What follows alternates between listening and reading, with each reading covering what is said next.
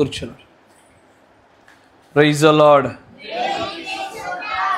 దేవుడికి స్తోత్రములు కలుగును గాక. చాలా మంచిది, సంతోషము. ప్రభు అయిన యేసుక్రీస్తు నామములో మీ అందరికీ వందనములు మరియు శుభములు తెలియజేస్తా ఉన్నాను. దేవుడు మిమ్మల్ని అందరూ దీవించును గాక. మీ అందరికీ ఆయన యొక్క గ్రహింపు శక్తి ఆయన అనుగ్రహించును గాక. మంచిది. మనమందరం కూడా మన పరిశుద్ధ గ్రంథాన్ని తెరచి యాకోబు పత్రిక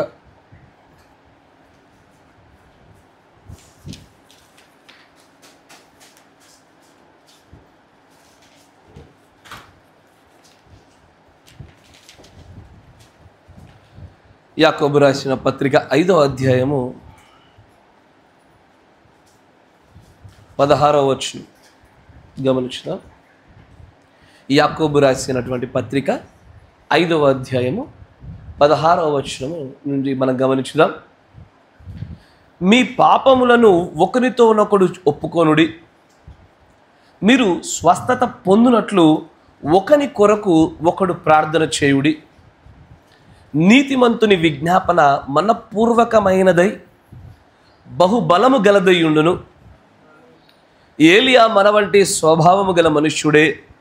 వర్షింపకుండునట్లు అతడు ఆసక్తితో ప్రార్థన చేయగా 3.5 సంవత్సరముల వరకు భూమి మీద వర్షింపలేదు.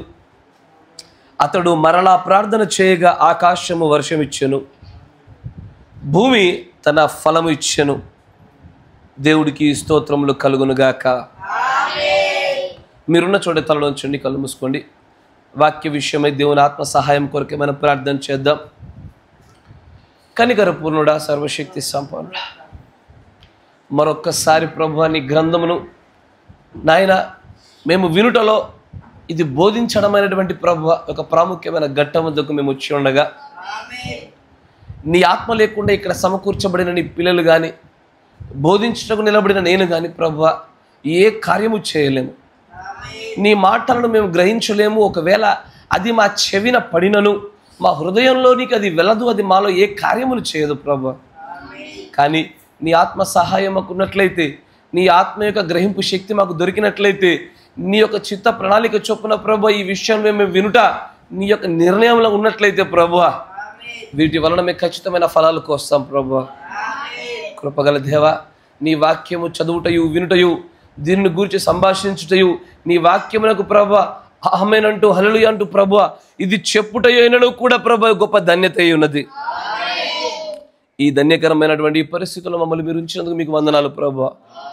దయచేసి మీరు బోధింపదగిన ఆత్మను గ్రహింపు శక్తిని మా మధ్యలో ఉంచమని నాయన ఆ స్పిరిట్ ఆఫ్ ఎర్రర్ని మా యుద్ధ నుంచి మీరు సంపూర్ణంగా తొలగింపజేయమని ప్రభు అయిన యేసుక్రీస్తు నామములో ప్రార్థన చేయుచున్నాము. ఆమేన్. దేవుడికి స్తోత్రములు కలుగునుగాక. ఆమేన్. చాలా సంతోషం. చదవబడినటువంటి లేఖనాన్ని మనం గమనించినట్లయితే ఇక్కడ యాకోబు రాస్తూ ప్రార్థనకు సంబంధించినటువంటి ప్రాముఖ్యమైనటువంటి విషయాలు మాట్లాడుతూ అసలు ప్రార్థన ఎంత ప్రాముఖ్యం కలిగిందో, దాని పక్షమున మనం ఎలాంటి ఉద్దేశమును కలిగి ఉండాలో అన్నిటినీ కూడా యాకోబు ఈ యొక్క అధ్యాయంలో ప్రాముఖ్యంగా రాస్తూ ఉంటాడు. ఆయన 13వ వచనం నుంచి రాస్తూ ఇలా అంటాడు, మీలో ఎవ్వనికైనాను శ్రమ సంభవించిన, అంటే మీలో ఎవరికైనా ఏదైనా కష్టం వచ్చిందా, మీలో ఎవరికైనా ఏదైనా బాధ ఉన్నదా, మీరు ఏదైనా సమస్య చేత దేని చేత పీడించబడుతున్నారా, మీకు ఇబ్బంది కారణంగా ఉంటుందా, చెప్పేది వినాలి, చేతుల్లో రాసుకున్నట్టు చూసేది కాదు. ఇటు చూడు, మీకు ఏదైనా ఇబ్బంది కలుగుతుందా, ఇదిగో ఇలాంటి సమస్యల చేత పీడించబడుతున్న వారు ఎవరైనా సరే మీకు శ్రమ సంభవించినట్లయితే ఇదిగో అలాంటి వారితో అంటాడైనా అతడు ప్రార్థన చేయవలెను. ఎందుకని? ఇది ఎలాంటి మాట అంటే, ఈ లోకంలో ఒక వ్యక్తి దగ్గరికి వెళ్ళి అయ్యో నాకు తలనొప్పి చాలా ఎక్కువసేపు ఉందండి, అయ్యో నాకు కడుపు నొప్పి ఉంటుందండి, అయ్యో నాకు జ్వరం ఉంటుంది అన్నప్పుడు లోకంలో ఉన్న ఏ మనుషుడైనా చెప్పే మాట ఏంటంటే ఇదిగో పలానా డాక్టర్ దగ్గరికి వెళ్ళు, పలానా హాస్పిటల్కి వెళ్ళు, పలానా మందులు వేసుకో, ఆయన చాలా చక్కగా ట్రీట్మెంట్ ఇస్తాడు అని తమకు తోచినటువంటి ఒక సలహాని మనకి ఇస్తారు. కానీ ఆత్మ సంబంధమైనటువంటి దేవుని యొక్క ఆత్మచేత నింపబడ్డటువంటి ఆయన యొక్క సేవకుడు అంటాడు, మీకు శ్రమ సంభవించిందా, ఇదిగో మీకు ప్రిస్క్రిప్షన్ రాసిస్తున్నా, ఆ ప్రిస్క్రిప్షన్లో ఉన్న మందు ఏకైక ఒకటే మందు, ప్రార్థన. ఆయన ప్రిస్క్రిప్షన్ చాలా సాధారణమైనటువంటిది. ఆయన ప్రిస్క్రిప్షన్ అందరికీ తెలిసిందే. కానీ ఆ ప్రిస్క్రిప్షన్ తీసుకెళ్ళి మెడికల్ షాప్లోకి వెళ్ళి తెచ్చుకునేవారు లేదు. ఆయన రాసిస్తున్నాడు. కానీ యాకోబు గారు అడిగితే ఆయన అంటాడు, నీకు తలనొప్ప, ఇదిగో మెడిసిన్. నీకు ఆర్థిక సమస్య, ఇదిగో మెడిసిన్. ఇదిగో నీకు బాధలు ఉన్నాయా, ఇదిగో మెడిసిన్. ఆయన చక్కగా రాస్తున్నాడు, రాసి ఇచ్చాడు. కానీ దాన్ని తీసుకెళ్ళి మెడికల్ షాప్ దగ్గరికి వెళ్ళి దాన్ని తెచ్చుకోవడానికి అందరికీ బద్ధకాలు వేస్తాయి. అందుకే దేవుని యొక్క పరిశుద్ధ గ్రంథంలో వాక్యం ఇలాగ చెప్తుంది, మీరు అడగలేదు కాబట్టి పొందుకోలేదయ్యా, మీరు అడగకుండినందున మీరు పొందకుండా ఉండినారు. మీరు అడిగినచో ప్రతిదీ పొందుకుంటారు. అదొక అనారోగ్యం నుంచి విముక్తి అయినను, ఆత్మీయ ప్రత్యక్షత అయినను, ఆత్మీయ ఎదుగుదలైనను మీలో కొన్ని. ఎందుకంటే భక్తి కలిగిన వారు లోక సంబంధమైన విషయాల గురించి ఆసక్తి కలిగి ఉండరు. కానీ వారు పరిపూర్ణ మానవుని స్వరూపంలో ఉన్నటువంటి గుణ లక్షణాలు వాటిలో వారు ఎదగాలని ఆశపడుతూ ఉంటారు. ఇంకో వాటిని గురించి అయినను సరే మీరు అడుగుటలేదు కాబట్టి పొందటలేదు. మీరు అడిగినచో మీరు పొందుకుంటారు ఖచ్చితంగా అంటూ యాకోబు గారు అంటారు, మీకు శ్రమ సంభవించిందా, ప్రార్థన చేయండి అయ్యా. శ్రమకు ప్రార్థన కంటే మంచి మందు లేదు. శ్రమకు ఇంతకంటే మించినటువంటి విరుడు పెద్దదేది లేదు. మీరు ప్రార్థన జీవితాలు నిర్లక్ష్యం చేశారు కాబట్టి శ్రమలు అధికమయ్యాయి. ఈరోజు నేను మీతో మాట్లాడాలనుకున్న అంశం కూడా ప్రార్థన. మన ప్రార్థన అనేటువంటి అంశంలో చాలా భాగాలు చూసాం, 28-29 భాగాలు చూసాం. వాటిలో అసలు ప్రార్థన ఎందుకు చేయాలి, ప్రార్థన అంటే ఏంటి, అసలు దేవుడు దాన్ని దేనికోసం ప్రవేశపెట్టినాడు, ప్రార్థనలో ఎలాంటి ప్రార్థన అయితే దేవుడి దగ్గర అంగీకరించబడుతుంది, ఎలాంటి ప్రార్థన అంగీకరించబడట్లేదు, రహస్య ప్రార్థనకు ఉన్నటువంటి ప్రార్థనత చూసాము. యేసు ప్రభు వారి యొక్క ప్రార్థన మాదిరిలు చూసాము. మరియు 9 గంటలకి, 12 గంటలకి, 3 గంటలకి ఒక ప్రాముఖ్యమైనటువంటి సమయాలు సలహా రూపంలోనే, సజెషన్ రూపంలో, ఆజ్ఞాపూరితంగా కాదు కానీ సలహా రూపంలోనే అది ఎలాగూ పనిచేస్తున్నది, దాని ప్రాధాన్యత అంటే ఏంటది అది చూసాము. మోకాళ్ళ యొక్క శాస్త్రంలో యుద్ధాన్ని మనం చూసాము, the fight in the theology, right. వీటన్నిటిని గమనిస్తూ వచ్చాం. మరి కొంతగా మనం ముందుకు వెళ్ళే ప్రయత్నం చేద్దాం. ఎందుకంటే ఈ సంఘానికి ఇది ఎల్లవేళలా ఛార్జింగ్ పెట్టే ఫోన్కి దిగిపోయినట్టుగానే ఇది దిగుతూనే ఉంది. ఇది వాస్తవమేనా? మనందరి వ్యక్తిగత జీవితంలోనూ మన సంఘ ప్రార్థన జీవితంలో ఈ వర్తమానం చెప్పిన ఒక వారం రోజులదాకా ప్రార్థన జీవితాలు చక్కగా ఉంటున్నాయి. ఆ తర్వాత నెమ్మదిగా లిథియం అయాన్ బ్యాటరీలు అయిపోయినట్టుగా మెల్లమెల్లగా ఈ ప్రార్థన అనేటువంటి ఆత్మ, ద స్పిరిట్ ఆఫ్ ప్రేయర్, అది మెల్లమెల్లగా వెళ్ళిపోతూ ఉన్నది. స్పిరిట్ ఆఫ్ ప్రేయర్ అనేది దేవుడిస్తేనే వస్తుంది. కానీ అది నీకు రావాలి అంటే మాత్రము నీవు ఆశ కలిగి ఉండాలా, పట్టుదల కలిగి ఉండాలి. ఎందుకంటే ఇవన్నీ కూడా దేవుడు తన నోటితో తాను చెప్పిన మాటలు. మీరు విసుకక ప్రార్థన చేయాలి అంటే మీరు విసుకకుండానే ఆ ప్రార్థన ఆత్మ మీ పైకి వచ్చినట్లుగా మీరు జాగ్రత్త పడాలి అంటాడైనా. Praise the lord. యాకోబు గారు రాస్తూ అంటాడైనా, ప్రార్థన గురించి శ్రమ సంభవించినప్పుడు అలా ప్రార్థన చేయండి అయ్యా, అంతకంటే మించినటువంటి మరొక మందు దానికి లేదు. పోనీ మీలో ఎవరికైనా సంతోషం కలిగేనా అతడు ఏం చేయాలా, కీర్తనలు పాడాలా. అంటే కీర్తనలు కేవలం సంతోషంగా ఉన్నప్పుడే చేద్దామా, అంటే సంతోషంగా ఉన్నప్పుడు ప్రార్థనలు అక్కర్లేదా? ఇక్కడ ఏంటంటే నేను ఈ యొక్క భాగాన్ని మరలా మీకు చెప్తానన్నాను, దేవుడు అనుగ్రహించినప్పుడు చెప్తాను. ప్రార్థనలో కూడా రకాలు ఉంటాయి. ప్రార్థనలు వేరు, విజ్ఞాపనలు వేరు, మధ్యవర్తిత్వపు ప్రార్థనలు వేరు. నా మాట వింటున్నారా? ప్రార్థనలు చేసే విధానాలు వేరు, దాంట్లో రకాలు ఉంటాయి. నిజంగానే బైబిల్లో ఉన్నటువంటి విధానాలు అవన్నీ కూడా. Praise the Lord. చాలా జాగ్రత్తగా గమనించండి ఇక్కడ ఏం జరుగుతుందో.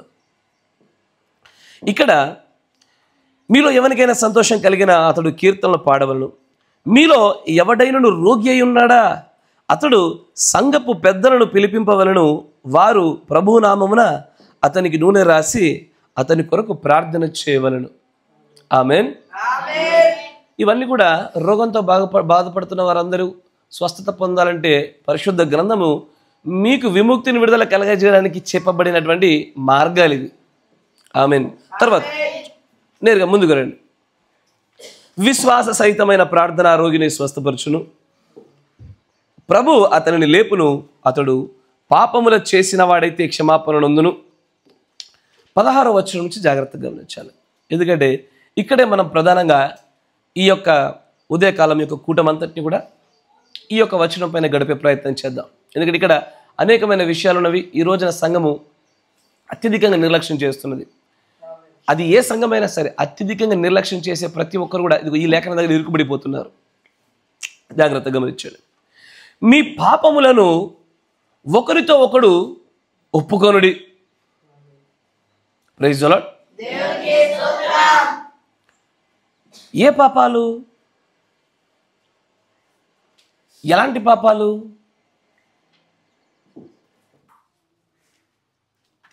నేను డైరెక్ట్గా మాట్లాడుతూ మేలేము. ఎలాంటి పాపాల గురించి మాట్లాడుతున్నది బైబిలు అంటే, మనం చేసేటువంటి అన్ని విధములైన పాపాలు అందరి దగ్గర ఒప్పుకోవాలా కదా? ఓకే. కొరింథీ సంఘంలో ఒక సహోదరుడు ఉన్నాడు. ఆ సహోదరుడు తన తల్లి వరుసలో ఉన్నటువంటి ఒక స్త్రీతో తప్పుడు సంబంధాన్ని పెట్టుకున్నాడు. అప్పుడు పౌలు గారు రాస్తారు, ఆయన అంటాడు, అసలు ఇలాంటి కార్యము అన్యజనులలో కూడా లేదే, ఇంతటి భీకరమైన తీవ్రకరమైన కారణము నీ మధ్యలో ఉంటే ఎలాగనా అన్నప్పుడు ఆ ప్రత్యేకమైన సహోదరుడు 2వ కొరింథీ పత్రిక మళ్ళీ రాస్తాడు అదే విషయాన్ని గురించి. ఆ సంఘం ఎదుట తను చేసిన తప్పిదాన్ని ఒప్పుకొని దాని విషయంలో అతడు పశ్చాత్తాపడుతున్నట్టుగా తను చెప్పినప్పుడు సంఘం అంతా కూడా అతన్ని క్షమించింది. పౌలు గారు దాని గురించి మాట్లాడుతూ, మీరు ఎవరిని క్షమించుతారో నేను వారిని క్షమిస్తున్నాను అంటాడు ఆయన. ఆమేన్. ఇక్కడ ఒకరితో ఒకడు పాపాలు ఒప్పుకోనుడి అనే మాట మీరు చాలా జాగ్రత్తగా గమనించాలి. ఒకవేళ నీ సహోదరుడికి విరోధంగా ఏదైనా చేసినా, నీ సంఘమంతటికి విరోధంగా ఏదైనా చేసినా, నువ్వు సంఘమంతటితో సహోదరుడితో ఒప్పుకొని తీరాల్సిందే. నేను సంఘాన్ని గురించి విరోధంగా మాట్లాడాను అనుకోండి, సంఘం ఎదుట క్షమాపణ చెప్పాలా. ఏం సంఘం ఇది, పిచ్చి సంఘము అంటూ సంఘానికి విరోధంగా చేసిన తప్పిదాలు సంఘానికి చెప్పాలా, లేదా ఒక్కొక్కటి దగ్గర పోయి చెప్తావా? అయ్యా, నా మాట మీరు గమనించారా? ఎందుకంటే అక్కడ కొరింథీలో ఉన్నటువంటి ఆ సహోదరుడు చేసిన తప్పిదం వ్యక్తిగతమైన తప్పిదము, కానీ అది బహిర్గతం అవ్వడం వలన ఆ ఒక్కడి తప్పిదం మూలముగా ఆ సంఘమంతటి పైన ఆ సమాజంలో చెడ్డ పేరు వచ్చింది. దేవుడి నామానికి అపకీర్తి వచ్చింది. ఆ అపకీర్తి వలన ఆ సంఘం విషయంలో అతడు దోషుడయ్యాడు. తన వ్యక్తిగతమైన పాపము సంఘమంతటి పైన రుద్దబడ్డది. నా మాట వింటున్నారా? Praise the Lord. అక్కడ ఒక్కడి పాపము సంఘమంతటి పైన రుద్దబడినది. సంఘానికి విరోధంగా అతడు పాపం చేశాడు. సంఘానికి విరోధంగా చేసే పాపాలు ఏంటి చెప్పండి? సరే, వ్యక్తిగతంగా విరోధంగా పాపాలు చేయడం అంటే ఒక వ్యక్తికి విరోధంగా మనం సరుక్కోవడము, కోప్పడము, దొంగిలించడము, అతడికి నష్టం కలగజేయనట్లుగా ఏ పని చేసినా వ్యక్తిగతంగా అతడు విరోధంగా పాపం చేసినట్లే. అలాంటి పాపాలు ఖచ్చితంగా అతడి దగ్గరికి వెళ్ళి క్షమాపణ అడిగిన తర్వాతే ఆ బలిపీఠం మీద నువ్వు బలి అర్పించాలి. అప్పటి వరకు నువ్వు బలి అర్పించడానికి వీల్లేదు. కరెక్టేనా? ఇప్పుడు నేను పీటర్ సహోదరుడికి విరోధంగా ఒక తప్పిదం చేశాను. నేను ఎంత ప్రార్థన చేసినా దేవుడు దాన్ని వినడు. నేనేం చేయాలా? వెళ్ళి సహోదరుడితో సమాధానం పడాలా. ఆ తర్వాతే ఆ బలిపీఠం మీద నా బలిని నేను అర్పించాలి. ఇక్కడ ఇది వ్యక్తిగత స్థాయిలో ఓకే. సంఘానికి విరోధంగా ఒక వ్యక్తి ఎలా పాపం చేస్తాడు? సంఘాన్ని దూషించడం వల్ల. సంఘంలో దూషిస్తారా? జరుగుద్దా? ఖచ్చితంగా జరుగుద్దయ్యా. సంఘాలకు విరోధంగా చేసే పాపాలు చాలా అధికంగా జరుగుతాయి, తెలియకుండానే జరుగుతాయి. కొంతమంది ఇక్కడ సాక్ష్యాలు చెప్పడానికి వచ్చినప్పుడు కొంతమంది వాళ్ళు ఒప్పుకున్నారు, ఒకప్పుడు నేను సంఘానికి విరోధంగా చాలా మాటలు మాట్లాడాను, కానీ నన్ను క్షమించండి అని చెప్పేసి ఒకరిద్దరు మాట్లాడినారు. ఆ మాట మాట్లాడినప్పుడు నాకు ఈ లేఖనమే గుర్తొచ్చింది. సంఘానికి విరోధంగా చేసిన పాపములు సంఘంతో ఒప్పుకొని తీరాల్సిందే. ఎందుకంటే సంఘ స్థాయికి వచ్చిన తర్వాత అక్కడే ఒప్పుకోవాలి. ఆ తర్వాత అంటాడు మరొక మాట, చూడండి, మీరు స్వస్థత పొందునట్లు ఒకరి కొరకు ఒకరు ప్రార్థన చేయుడు. నేను ఈరోజు మీతో మాట్లాడాలనుకుంటున్నటువంటి ఉపశీర్షిక ప్రార్థన అనేటువంటి అంశంలో ఉపశీర్షిక ప్రే ఫర్ వన్ అనదర్, ఒకరి కోసం ఒకరు ప్రార్థన చేయుట. ఒకరి కోసం ఒకరు ప్రార్థన చేయటానికి గురించే నేను ఈరోజు మీతో మాట్లాడడానికి ఇష్టపడతా ఉన్నాను. ఎందుకంటే ఇదివరకు చెప్పాను, మళ్ళీ చెప్తున్నాను. బహుశా ఇదివరకు నేను చాలా క్లుప్తంగా చెప్పుండవచ్చు. అదేంటంటే ఏ సంఘంలోనైనా సరే, ఏ విశ్వాసైనా సరే తనను గూర్చి, తన కుటుంబాన్ని గూర్చి ప్రార్థించుకున్నంతగా తన సాటి సహోదరుని గురించి, సహోదరుని గురించి అసలు ప్రార్థించడు. మీరు అంగీకరిస్తున్నారా? కరెక్టేనా? నీ గురించి ఎంత ప్రార్థన చేస్తావో, నీ కుటుంబం గురించి ఎంతగా ప్రార్థన చేస్తావో, ఆ ప్రార్థనలో ఎంత కన్నీరు కారుస్తావో, ఎంతలా ఉపవాస ప్రార్థనలు ఉంటావో నీ ఎదుటివాడి కోసం నువ్వు ఎప్పుడు ఉండవు. నీ ఎదుటివాడి కోసము నువ్వెప్పుడు చేయవు. కానీ మీరు గమనించవలసిన విషయం ఏంటంటే ఇది ఒక ఆజ్ఞ. It's a commandment. ఏంటయ్యా ఆజ్ఞ అంటే, నీవు నీ సాటి సహోదరుడి కొరకు, సాటి సహోదరి కొరకు నువ్వు ఖచ్చితంగా ప్రార్థన చెయ్యాలన్నది ఇట్స్ ఎ కమాండ్మెంట్. కానీ ఈ ఆజ్ఞను మనం నెరవేర్పు జరిగించకుండా, నా మాట వినండి ఒకసారి. యేసు ప్రభు వారు అనేక మార్లు తన వ్యక్తిగతంగా ప్రార్థన చేయడానికి వెళ్ళాడు. ఆయన తన పరిచర్యలో 3.5 సంవత్సరాల కాలంలో ఆయన ఒంటరిగా వెళ్ళి ఒక్కడే రహస్యంగా ప్రార్థన చేసుకునేవాడు. మీకున్నటువంటి ప్రత్యక్షత, కామన్ సెన్స్ నాలెడ్జ్తో ఆలోచించుకోండి. అన్ని మార్లు వెళ్ళి ఆయన తన గురించి తాను ప్రార్థన చేసుకున్నాడా, తన చుట్టూ వాళ్ళ కోసం ప్రార్థన చేశాడా? Basic knowledge. దానికి కొత్త కొత్త లేఖనాలు కూడా అక్కర్లేదు మీకు. ఆయన స్వభావాన్ని ఎరిగినటువంటి, ఆయన మనస్సుని ఎరిగిన ఏ విశ్వాసాన్ని నిజం మాట చెప్తాడు. ఆయన ఎల్లప్పుడూ కూడా తనకంటే ఎక్కువగా తన యొక్క చుట్టూ ఉన్నటువంటి విశ్వాసుల కొరకు తనకు అప్పచెప్పబడిన మంద కోసమే ప్రార్థన చేశాడు ఆయన. ఇక్కడ పాత నిబంధన యొక్క ఆజ్ఞల యొక్క కొలతలో చూసిన నిన్ను వల్ల నీ పొరుగువాన్ని ప్రేమించాలంటే నిన్ను గురించి నువ్వు ప్రార్థన చేసుకున్నట్టుగానే ఎదురు గురించి చేయాలా. ఇది పాత నిబంధన యొక్క సూత్రం ప్రకారంగా. కానీ మనం కొత్త నిబంధనలకు మనము అప్పచెప్పబడిన ప్రజలం కనుక కొత్త నిబంధనలో గుండా చూడండి. కొత్త నిబంధన గుండా చూస్తే ఇప్పుడు నిన్ను వల్ల నీ పొరుగువాన్ని కాదు, క్రీస్తు వలె నువ్వు ప్రేమించాల. అంటే ఈ రోజున నువ్వు ప్రార్థన చేయాల్సింది ఎలాగో తెలుసా? నీకంటే అధికంగా ఎదుటోడి గురించి ప్రార్థన చేయాలి. సంగమా, ఇది క్రైస్తవ్యంలో ఉన్న అతి ఘోరమైన లోటు. ఇది సర్వ సమాజ క్రైస్తవం అంతట్లో లోటు. ఇది నిన్ను గూర్చే నువ్వు ప్రార్థించుకుంటున్నావు, నీ కుటుంబం గూర్చే ప్రార్థించుకుంటున్నావు. నీ అనారోగ్యము, నీ స్వస్థత, నీ ప్రార్థన, నీ భక్తి జీవితము, నిన్ను గూర్చి నువ్వు పెట్టినంత సమయం ఈ ప్రపంచం ఎవరి గురించి పెట్టవు నువ్వు.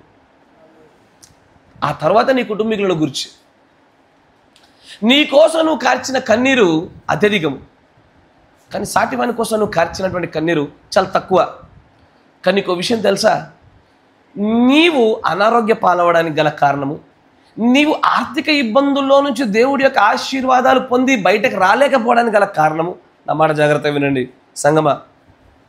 వినడానికి ప్రార్థన అంశం చాలా సులభంగా కనబడుతుంది. ఒకడి కోసం ఒకటి ప్రార్థించడం చాలా సులభంగా కనబడుతుంది. లోతుల్లోకి వెళ్తున్న కొలది చంప మీద కొట్టుకున్నట్టు ఉంటుంది ఎవరు. నా మాట జాగ్రత్తగా. ఇక్కడ మీరు గమనిస్తే,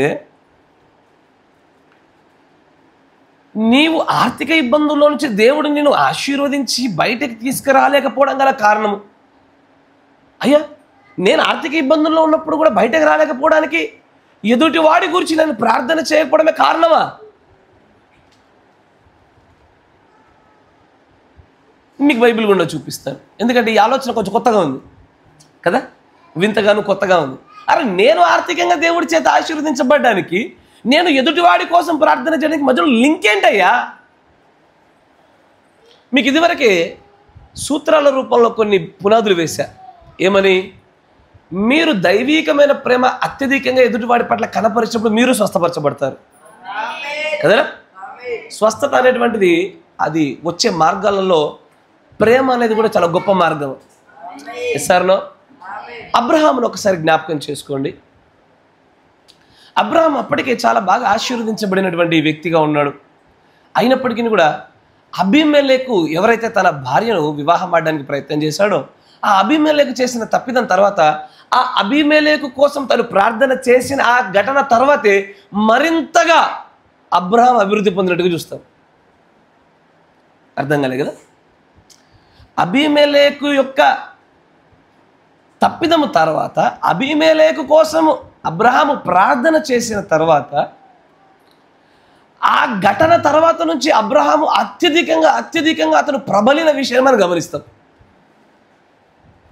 ఇంకొంచెం నేరుగా చూపించే వాక్యం కావాలి మనకి, ఇంకా లోతుగా స్ట్రైట్గా ఎదుటివాడి కోసం ప్రార్థన చేస్తే ఆశీర్వదించబడ్డ వచనం కావాలి మనకి. Yes or no? ఎందుకంటే ఉపమానాలలో, ప్రత్యక్షతల్లో, వరుసల మధ్యలో చూసేటువంటి ప్రత్యక్షత లేని వాళ్లకు ఇది అవసరం.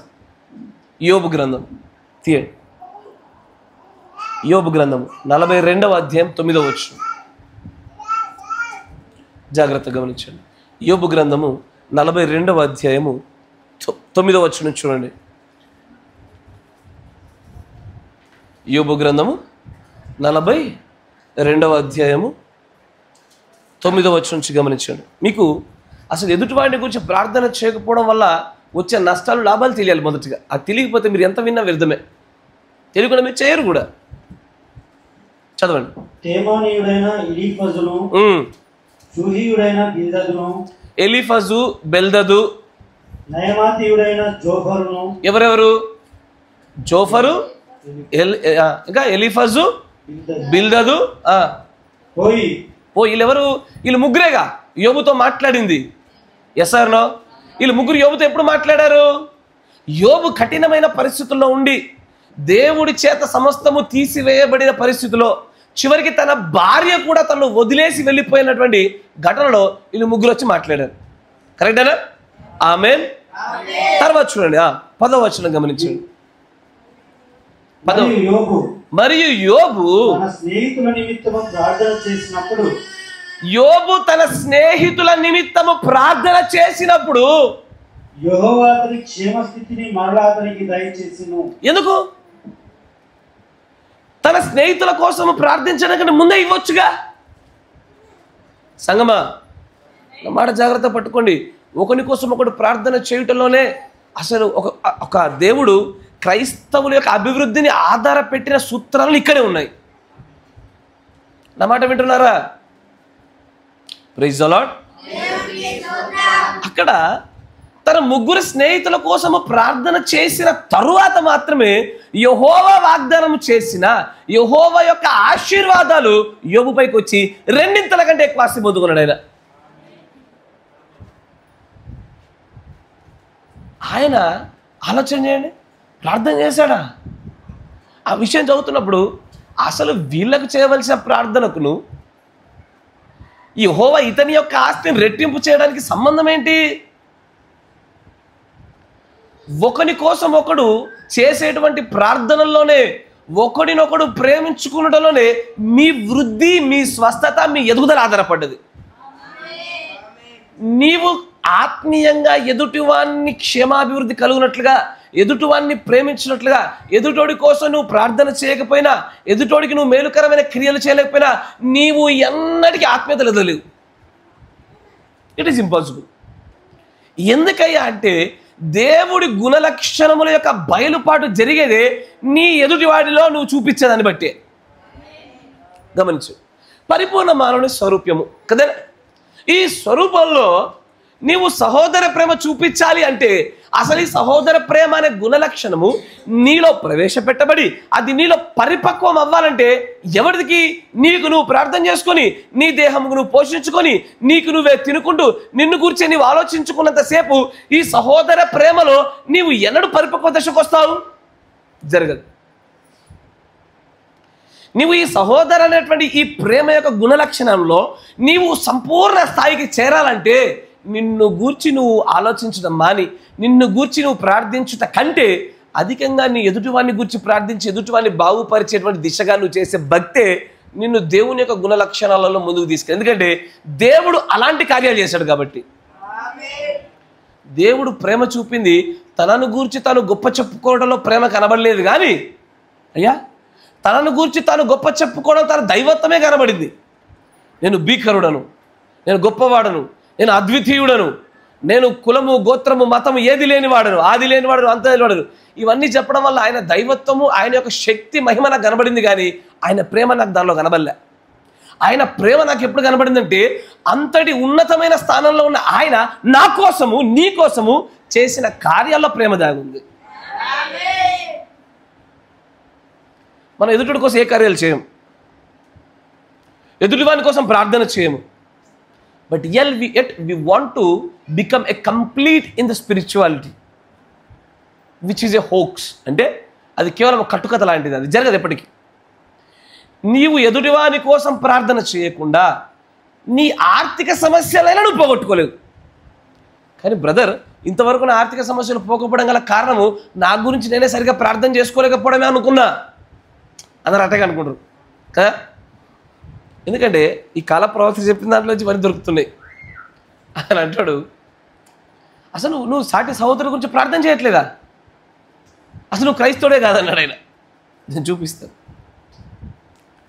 అసలు నువ్వు నీ సహోదరుడి గురించి నువ్వు ప్రార్థన చేయలేకపోతున్నావే, నీ గురించి నువ్వు ఎంతలా చేసుకొనిచున్నావో అంతలాగైనా సరే ఎదుటి వాళ్ళ గురించి చేసినా బాగుండు. కనీసం ఏమైపోతుందంటే మనల్ని గురించి మనం ఎంత బాగా చేసుకుంటామంటే ఒక అర్ధగంట చేసుకుంటారు, చేసి తర్వాత నీ కుటుంబం గురించి ఒక 10-15 నిమిషాలు చేస్తావు. ఎందుకంటే నీ గురించి చేసినంతగా నీ కుటుంబం గురించి చేయవు. ఆ తర్వాత లాస్ట్కి సంఘం అంతటిని కాపాడయ్యా అయిపోయి ఆ ఒక్క మాటలో సంఘం అంతా వచ్చేసింది. కరెక్టేనా? Yes sir. నేను మిమ్మల్ని గురించి మాత్రమే సార్వత్రికంగా ప్రతి క్రైస్తవుడికి చెప్తా ఉన్నాను ఈ మాట. సంఘం అంతటిని కాపాడయ్యా, పురుషుల్ని కాపాడే, స్త్రీలను కాపాడే, గర్భిణులను కాపాడే. అంటే గర్భిణులుగా ఉన్న వాళ్ళలో బ్రాకెట్లు ఎవరెవరు ఉంటే వాళ్ళంతా. వృద్ధులను కాపాడయా అంటే వృద్ధులుగా ఉన్న వారంతా బ్రాకెట్లో చేస్తారు. అదే రీతిలో నేను గురించి కూడా ప్రార్థన చేసుకోవచ్చుగా. అంటే అయ్యా ధనం విషయంలో పక్షపాతాలు ఉన్నాయి, పిసినారులు. ప్రార్థనలో కూడా పిసినారులేనా? కరెక్టేనా? ఇప్పుడు డబ్బుని ధారాళంగా లేనివాడికి ఇవ్వడంలో అసలే పిసినారులు అయిపోయినారు క్రైస్తవులంతా. కనీసము నోటి సహాయం, ప్రార్థన సహాయంలో కూడా పిసినారులే. దీంట్లో కూడా నాకే ఎక్కువ ఉండాలా, ఎదుటోడికి తక్కువ ఉండాలా. ప్రార్థన పిసినారులు వీళ్ళంతా. Praise the Lord. ఎదుటి వాని గురించి నువ్వు ప్రార్థన చేయకపోవడం వల్లే, అయ్యా మళ్ళీ చెప్తా జాగ్రత్త వినండి, ఎదుటి వాని గురించి నువ్వు ప్రార్థన చేయకపోవడం వల్లే నీ ఆర్థిక పరిస్థితి మెరుగు కాలే, నీ కుటుంబ పరిస్థితి మెరుగవల, నీవు ఆత్మీయంగా ఎదగలేకపోయావు. ఇంతవరకు కొన్ని సంవత్సరాల తరబడి వచ్చినటువంటిది ఉన్నటువంటి ఒకే ఒక్కసారి ఒక స్థాయి, ఒక స్టేజ్కి వచ్చేసరికి అంతకు మించిన ఎదుగుదల లేకుండా ఆగిపోయినట్టు అనిపిస్తుందా? దానికి గల కారణం ఏంటంటే నీవు గత కొన్ని దినములుగా ఏదైతే చేసావో ఇప్పుడు అదే చేస్తున్నావు, అప్పుడు ఏది కోసావో ఇప్పుడు అదే కోస్తున్నావు. మేలైన విత్తనాలు, అధికమైన విత్తనాలు విత్తినప్పుడు అధికమైన ఫలం, మేలైన ఫలం దొరుకుద్ది. ఒకప్పుడు చేసిన దానికంటే ఇప్పుడు అధికంగా చేసినప్పుడే కదా అధికమైన ఫలాలు రావాలి. అప్పుడు చేసిందే చేసి కొత్తదైన ఫలాలు కోరుకుంటున్నారు. చూసారా అన్యాయస్తులు మనం. ఒకప్పుడు భక్తి అంటే ప్రారంభ దశలో తెలియపరచబడిన దానికంటే ఇప్పుడు అధికంగా చేసి చూడు, అధికంగా కోసి చూస్తావు. నీ ఎదుటివారి కోసం ప్రార్థన చేసి చూడయా. నీ ఆర్థిక పరిస్థితి, నీ కుటుంబ పరిస్థితి, నీ ఆరోగ్య పరిస్థితి, నీ ఆత్మీయ పరిస్థితి. ఎందుకంటే ఎదుటివాడి కోసం నువ్వు ప్రార్థించడంలోనే నీవు ఎదుటివాడి పట్ల నువ్వు కనపరుచుతున్న దైవికమైన ప్రేమ కనబడుతుంది. నువ్వు ఎదుటివాడి పట్ల అధికమైన దైవికమైన ప్రేమ ఉంటేనే కదా అధికంగా ప్రార్థన చేయగలుగుతావు. సార్ నువ్వు నీ భాగస్వామి గురించి ఎక్కువగా ప్రార్థన చేస్తావు మిగిలిన వాళ్ళందరికంటే నీ కుటుంబంలో. కరెక్టేనా? పిల్లకాయలు పుట్టగానే పిల్లకాయల గురించి చేస్తారు. ఎస్ సార్ నా మాట వింటున్నారా? నేను చెప్తా చూడండి, దైవ సాక్షి చెప్తున్నా. నేను మాట ఎందుకంటే దైవ సాక్షి అన్నా. నాకు కొత్తగా పుట్టినటువంటి నా కుమారుడు గురించి ఎంత చేస్తున్నా, మిమ్మల్ని గురించి అంత చేస్తున్నా. ఏ వ్యత్యాసం అనేది దైవ సాక్షి చెప్పిన మాట. అట్లా చేస్తాం అందరము. ఎందుకంటే ఇప్పుడు నేను ఉన్నటువంటి స్థానము అందరూ నా కుటుంబమే కాబట్టి అందరి గురించి చేయాలి నేను. దీనిలో నా వారు ఎక్కువ, అయ్యో వేరే కుటుంబం తక్కువ అన్నదు. సగం అంతా నా కుటుంబమే. ఇట్లా కాపాలనుకోవడంలో పెద్ద విశేషం లేదులే. విశ్వాసం అనుకోవడంలో సమస్య. విశ్వాసులు అనుకోరు. విశ్వాసులు నా కుటుంబం నాది, నా భక్తి నాది, నేను విశ్వాసిని, ఏ వాళ్ళ గురించి కాపరి చూసుకుంటానులే. అసలు ఒక రోగిగా ఉన్న ఇంటికి కాపరి కాదు వెళ్ళాల్సింది, పెద్దలు. ఎవరు వెళ్ళాలా? సంఘ పెద్దలు వెళ్ళాలా. సంఘ పెద్దలు లేని చోట కాపరితో పాటు సహోదరులు కూడా వెళ్ళాలా. ఇవన్నీ నేను మీకు ఈ గడియ వర్తమానం కూడా చూపిస్తాను. కానీ దానికి బదులుగా ఏం జరుగుతుందంటే కంప్లీట్గా సేవ అంటే ఒక్క వ్యక్తితో నడిచేది అన్నట్టుగా కాపరి మీద పడేస్తారు అందరూ. కొన్ని సంఘాలలో కాపరి పక్కకి జరిగి సంఘం మీద పడేస్తాడు. మీరేమైనా చేసుకోండి, నేను ఓన్లీ వచ్చి వాక్యం చెప్తా, మీరు ఏమైనా చేయండి, మీరే డబ్బులు వేసుకోండి, మీరే కట్టండి, మీరే చేయండి, మీరే కావండి అంటాడు. ఉన్నారు అలాంటి కూడా లేకపోలే. ఇది తప్పే, అది తప్పే.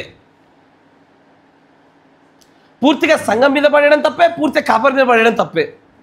ఇది కాపరి సంఘం అని వేరు కాకుండా అందరూ కలిసి చేయాలి. దాంట్లో దేవుడు పెట్టినటువంటి ఆ యొక్క పదవులను బట్టి చేయాలి. సంఘం అంతా కాపరితో చర్చించాలా, కాపరి దేవుడి దగ్గర చర్చించి కాపరి తీసుకున్న నిర్ణయాన్ని బట్టి సంఘంలో మార్పులు చేర్పు జరగాలి. విశ్వాసి బట్టి జరగకూడదు, ఏ ఒక్క విశ్వాసి యొక్క నిర్ణయాన్ని బట్టి జరగకూడదు. సంఘాలలో అట్లా మారిపోయింది. నా మాట జాగ్రత్తగా వినండి. ఇక్కడ ఒకరిని గురించి ఒకడు ప్రార్థించుకోకపోవడంలోనే మీ ప్రేమలు ఎంతగానో బయటపడ్డాయి. ఒకసారి మనల్ని మనం పరిశీలన చేసుకునే ప్రశ్న అడిగామనుకోండి, మనమే, అయ్యా మీరందరూ నీ సాటి సహోదరుని ప్రేమిస్తున్నావా అంటే ప్రతి ఒక్కడు అవునంటాడు, ఎవడు కాదంటాడు మొహం మీద. మరి నీ సాటి సహోదరుడి గురించి నీ వాళ్ళే ప్రార్థన చేసావా ఎప్పుడైనా? మన క్రియలే కదా మనం ఏమై ఉన్నామో బయటపరిచేది, మన ఫలాలే మనం ఏమై ఉన్నామో బయట చూపించేది. నా నోటితో చెప్పా ఏమని, నా సంఘాన్ని ప్రేమిస్తున్నా, నా సహోదరుని ప్రేమిస్తున్నా, నా కాపరిని ప్రేమిస్తున్నా. క్రియలేవి? కనీసం నోటి మాట సహాయ రూపమైనటువంటి ప్రార్థనలో కూడా మనం పిసినారి వారం అయి ఉండగా ప్రేమ కలిగిన వారం మనం ఎలాగ చెప్పుకుంటాం? అనేకుల యొక్క రోగాలు పోకపోవడానికి గల కారణము ఒకరికొకరు ప్రార్థన చేసుకోకపోవడమే. ఆయన అంటాడు, మీలో ఎవడైనా రోగిగా ఉంటే ఒకటి కోసం ఒకటి ప్రార్థన చేయండి అయ్యా. ఇందు నిమిత్తమే కదా మీలో రోగాలు ఇంకా నిలబడి ఉన్నాయి. బీపీలైనా షుగర్లైనా ఏవైనా సరే దేవుడు బాగు చేయగలుగుతాడయ్యా. ఇది లైఫ్ స్టైల్ డిసీజు. ఒక్కసారి షుగర్ వస్తే మళ్ళీ పోదు, ఒకసారి బీపీ వస్తే మళ్ళీ పోదు. ఇవన్నీ కాకమ్మ కథలు. మళ్ళీ చెప్తున్నాం, ఇదివరకే చాలా క్లినిక్లు వచ్చినాయి. వాళ్ళందరూ మా దగ్గర 6 నెలలు కోర్స్ తీసుకోండి, ఫీజు కట్టండి, మీ బీపీని రివర్స్ చేస్తాం, మీ యొక్క డయాబెటీస్ రివర్స్ చేస్తాం అంటున్నారు. ఒరే, సైన్స్ పైన ఆధారపడిన వాడికి అంత ధైర్యం ఉంటే సర్వోన్నతిని ఆధారం చేసుకుని మనకెంత ఉండాలా? మనుషులకు అసాధ్యమైనవి దేవుడికి సాధ్యములు కదా. అలాంటిది మనుషుడే సాధ్యం అంటున్నప్పుడు మరి దేవుళ్ళు ఎంత సులభంగా జరగాలది? అది చేయడానికి బదులుగా మనం చేస్తున్న కార్యాలు, రోగులుగా ఉన్నారయ్యా మీరు ఒకరికొకరికి ప్రార్థన చేసుకోకపోవడమే. నేను మళ్ళీ చెప్తాను, లేఖనాలు ఆధారం చేసుకుని చెప్తున్నా, నీ సహోదరుడు నీ సహోదరి ఇంకా రోగాలతో బాధపడడం గల కారణము నువ్వు ప్రార్థన చేయకపోవడమే. నువ్వు మోకరించి వారిని గురించి దైవికమైన ప్రేమలో నీవు ప్రార్థించకపోవడమే వాడి రోగాలకు నువ్వే కారణం. మళ్ళీ చెప్తా, లేఖనాలు ఆధారం చేసుకుని చెప్తున్నా, ఈ గడియ వర్తమానం గుండానే చెప్తున్నా. వాడి ఆర్థిక సమస్యలకు, వాడి యొక్క భక్తి ఎదుగుదల లేకపోవడానికి, క్షీణ దశకి కూడా నువ్వే కారణం.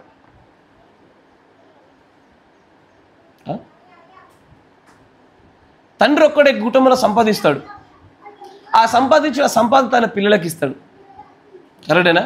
ఆ పిల్లాడి పోషణ, ఆ పిల్లాడి వ్యక్తిగతమైన ఖర్చులు తండ్రి ఒక్కడి నుంచి వస్తాయి.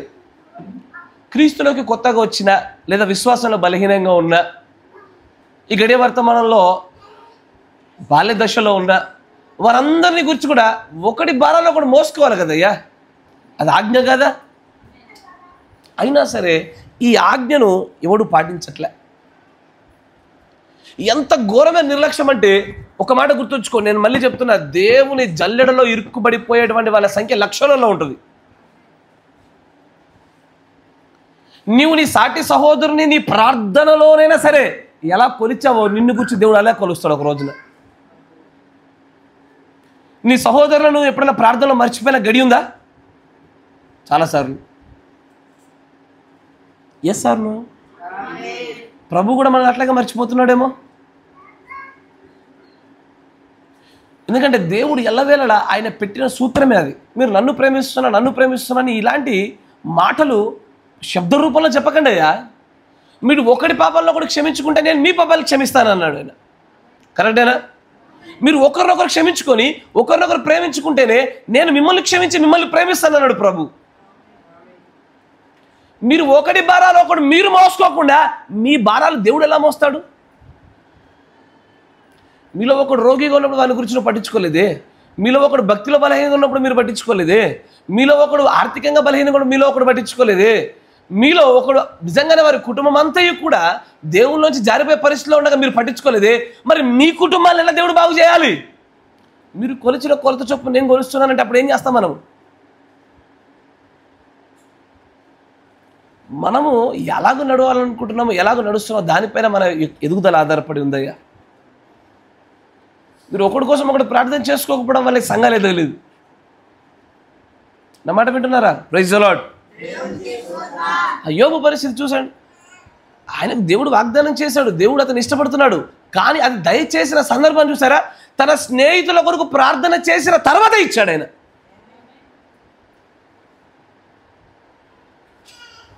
ఎన్నో సంవత్సరాల నుంచి భక్తి చేస్తున్నాం కానీ ఏం ఎదుగుదలేదు మన జీవితంలో. మన కుటుంబాలు మారలేదు, ఆర్థిక పరిస్థితులు మారలేదు, ఆరోగ్యాలు మారలేదు, మన ప్రత్యక్షతలో ఎదగలేదు, మన పిల్లల్ని బాగు చేసుకోలేకపోయాము, సంఘాన్ని వృద్ధి కూడా చేసుకోలేకపోయాము. కారణం ఏంటో తెలుసా? మీరు ప్రార్థించకుండా ఉండినందువల్లే. ఎవడయ్యా సంఘాన్ని గురించి అధికంగా ప్రార్థన చేసింది? బ్రదర్, నా గురించి ఎంతగా ప్రార్థన చేసుకున్నారో దేవుడి యొక్క ఈ సంఘాన్ని గురించి, ఈ శరీరాన్ని గురించి కూడా అంతే ప్రార్థన చేశారు అన్న చెప్పగలిగిన వాడు ఎవడు లేడు సంఘాలలో. కాపర్ ఒక్కడే తన బాధ్యత కూడా వాడు చేసుకుంటాడు. విశ్వాసులు ఎవరు చేయరు. సంఘం ఎదగకపోవడానికి గల కారణం ఎవరో తెలుసా? అయ్యా దుష్టుడా, డబ్బులు లేకపోవడమా, కూటములు పెట్టకపోవడమా, స్వార్థ ప్రకటించకపోవడమా, ఇవన్నీ చేసిన వారి సంఘంలో కూడా ఎదుగుదలలేవు. ఎందుకంటే అయ్యా మనలో మనమే ఒకరిని గురించి ఒకరు ప్రార్థించుకునేటువంటి ప్రేమలు లేవు మనలో. ఇవే మన ఎదుగుదలకు అడ్డుబండలుగా నిలిచి మనల్ని కింద పడేసినవి. ఒకరిని గురించి ఒకరు ప్రార్థన చేసుకోవడం గురించి ఈ కాల ప్రవక్త కొన్ని మాటలు చెప్తా ఉంటాడు. గమనించండి. కొన్ని కొటేషన్స్ కూడా మనం ముందుకెళ్ళే ప్రయత్నం చేద్దాం. 53-0609.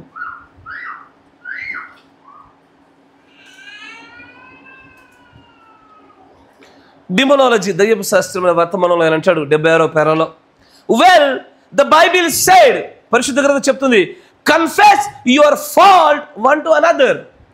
మీ పాపాలు ఒకరితో ఒకటి ఒప్పుకోండి అయ్యా. ఈ రోజున ఒకటి పాపాలు ఇంకొకటితో ఒప్పుకోవాలంటే నా బ్రతుకు నాదండి, మా జీవితం మాది, నా కొంప నా ఇష్టము, నా పిల్లలు నా ఇష్టము, నీకేంటి? ఇవి నేడు మన క్రైస్తవ జీవితంలో వినబడుతున్న మాటలు. ఇందుకే కదా మన కుటుంబాలు బాగుపడలేదు, ఇందుకు కదా ఆరోగ్యాలు బాగుపడింది, ఆత్మలో వృద్ధి లేనిది, భక్తిలో మనం ఏమాత్రం కూడా వృద్ధి చెందకుండా నిలబడిపోయింది అక్కడే. నాది నా ఇష్టము, నీది నీది, నాది నాది అనుకునేటువంటి ఈ వేరుపాట వాదుల జీవితాల్లోనే ఎదుగుదల ఉండదు.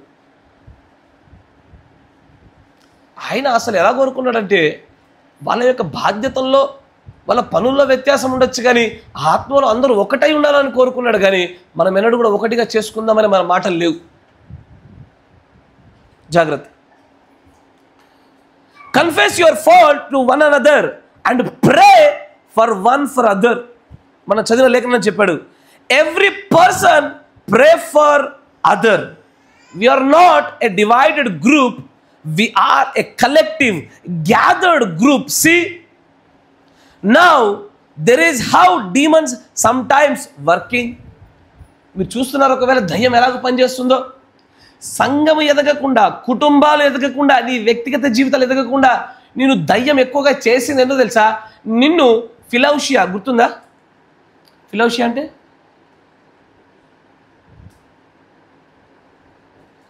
ప్రేమలో రకాలు ఉంటాయ్యా.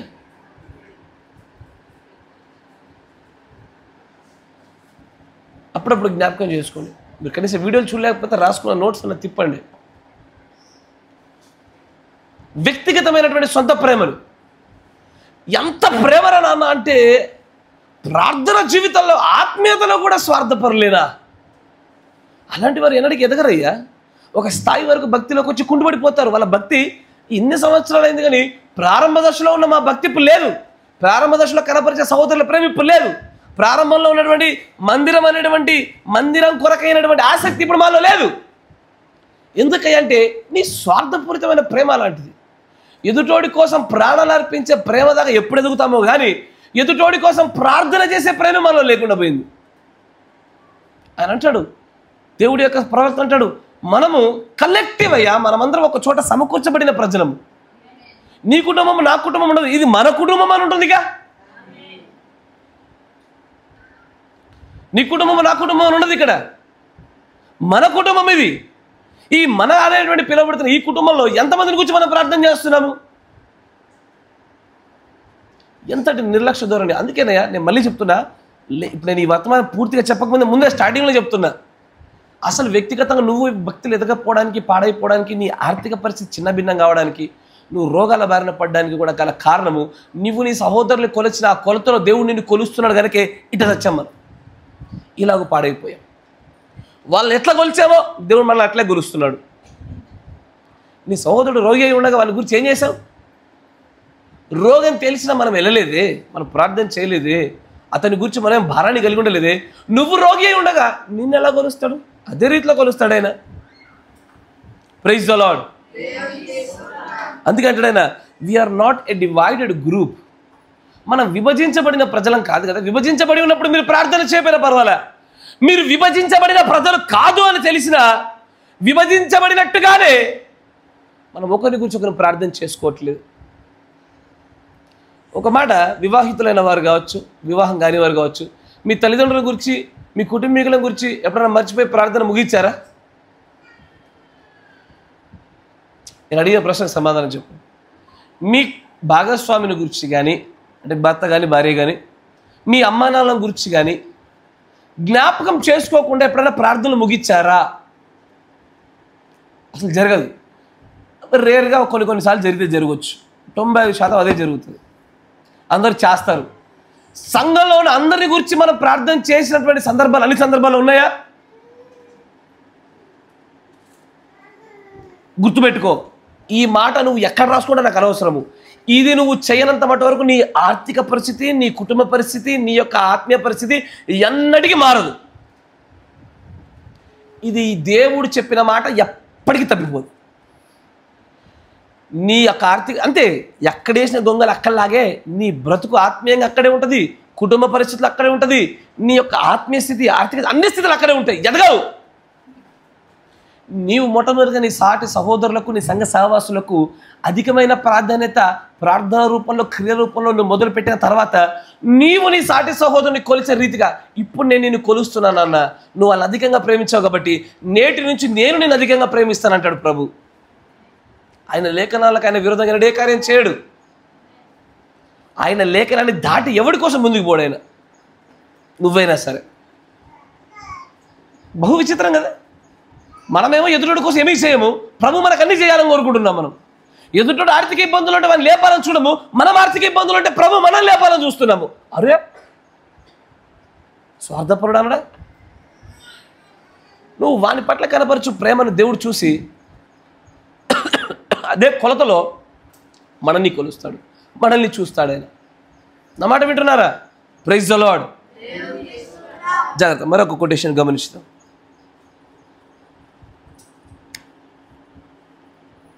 ఇక్కడ చూడండి, 59-0811. 59-0811.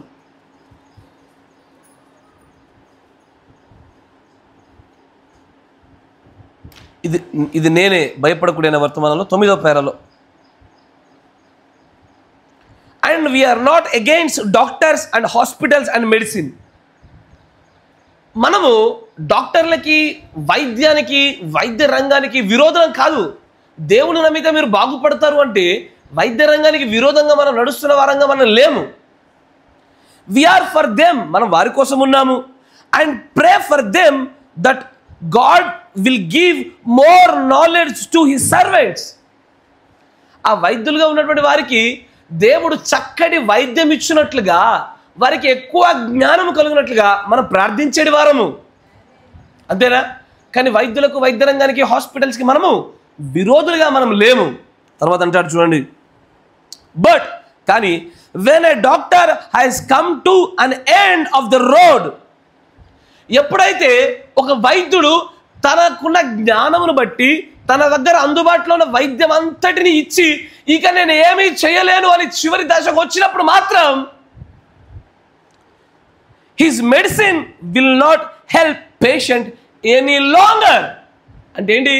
అతడికి ఆ వైద్యం ఇకపైన ఏమాత్రం కూడా ఉపయోగపడదు. డాక్టర్ చేయవలసినంత చేసిన తర్వాత, ఇక మందులు ఏమీ చేయలేని పరిస్థితిలోకి వచ్చిన తర్వాత అప్పుడు అంటాడు, and he pronounces that the patient has to die.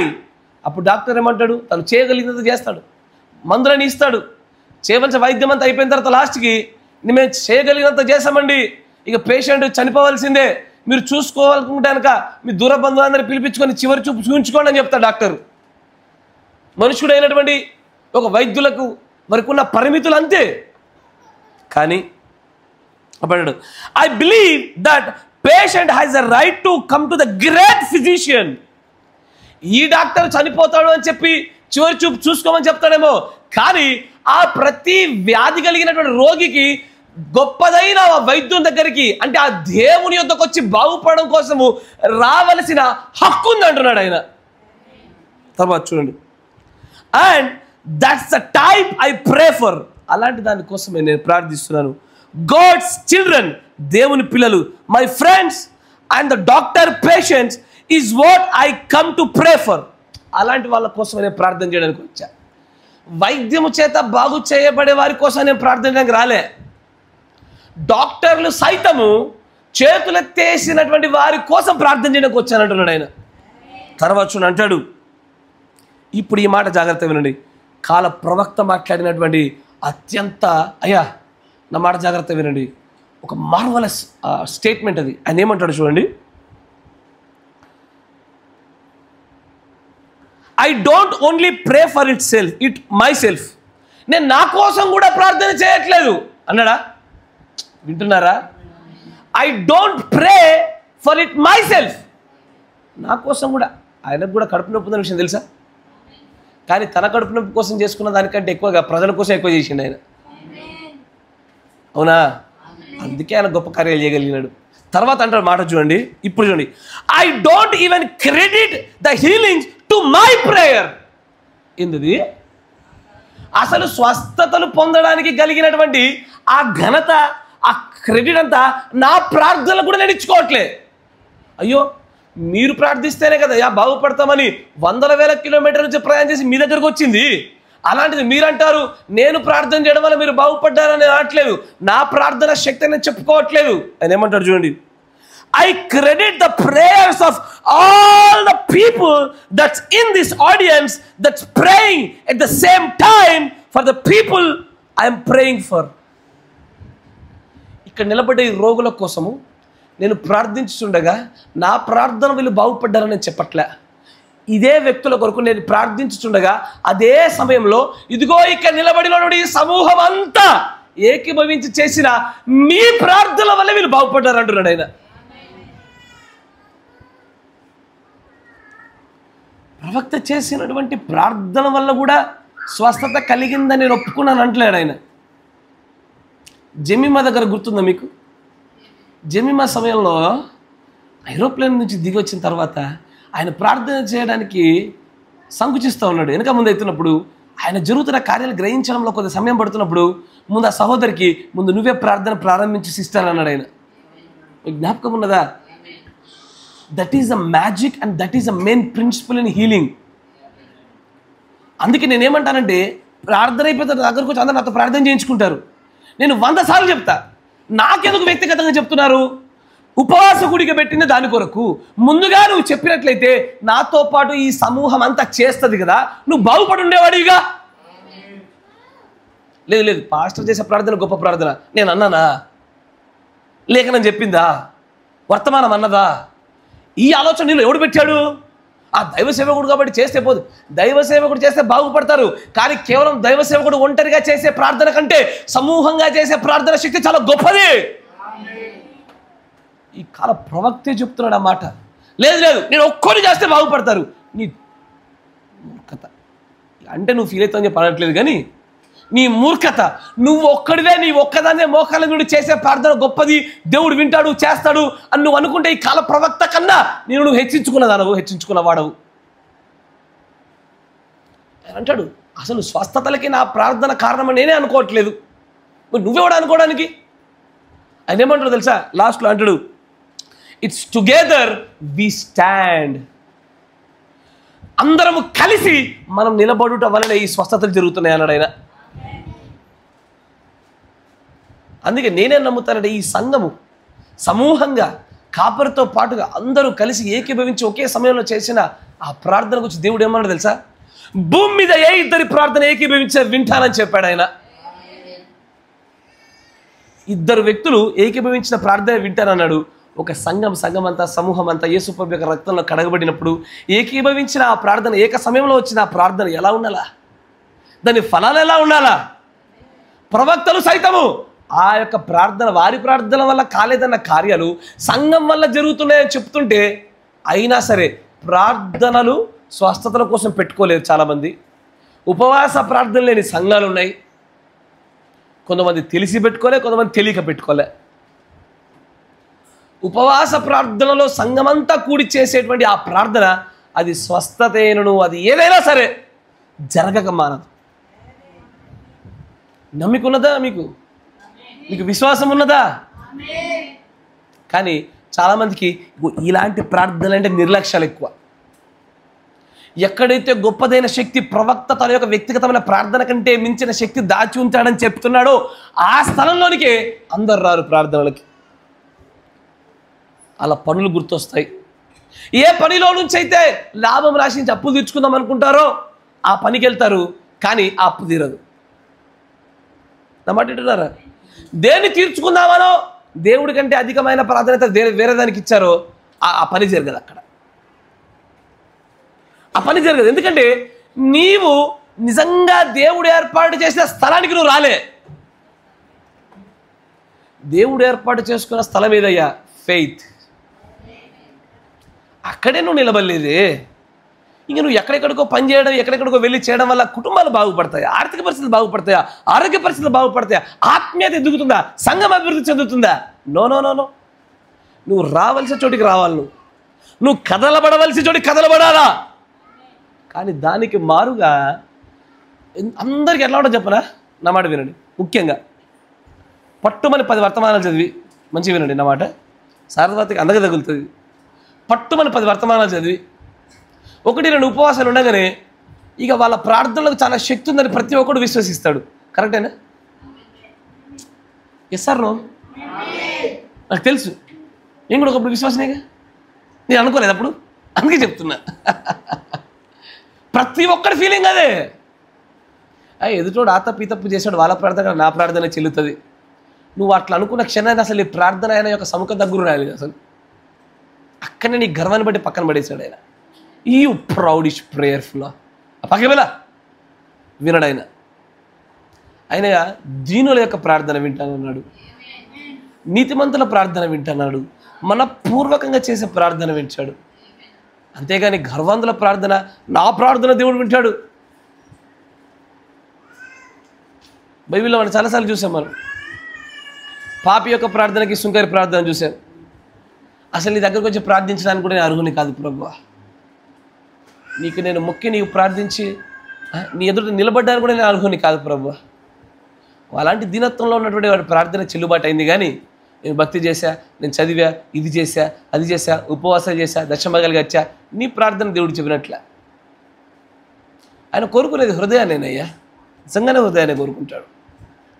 ఆ హృదయం ఆయనకు అప్పచెప్పబడిన తర్వాత నువ్వు ఆజ్ఞలు పాటించగలుగుతావు. ఎవడైతే దేవుడికి హృదయాన్ని అప్పచెప్పడో వాడి దగ్గరికి వెళ్ళి ఆజ్ఞలు పాటించు ఎడబడితాడు.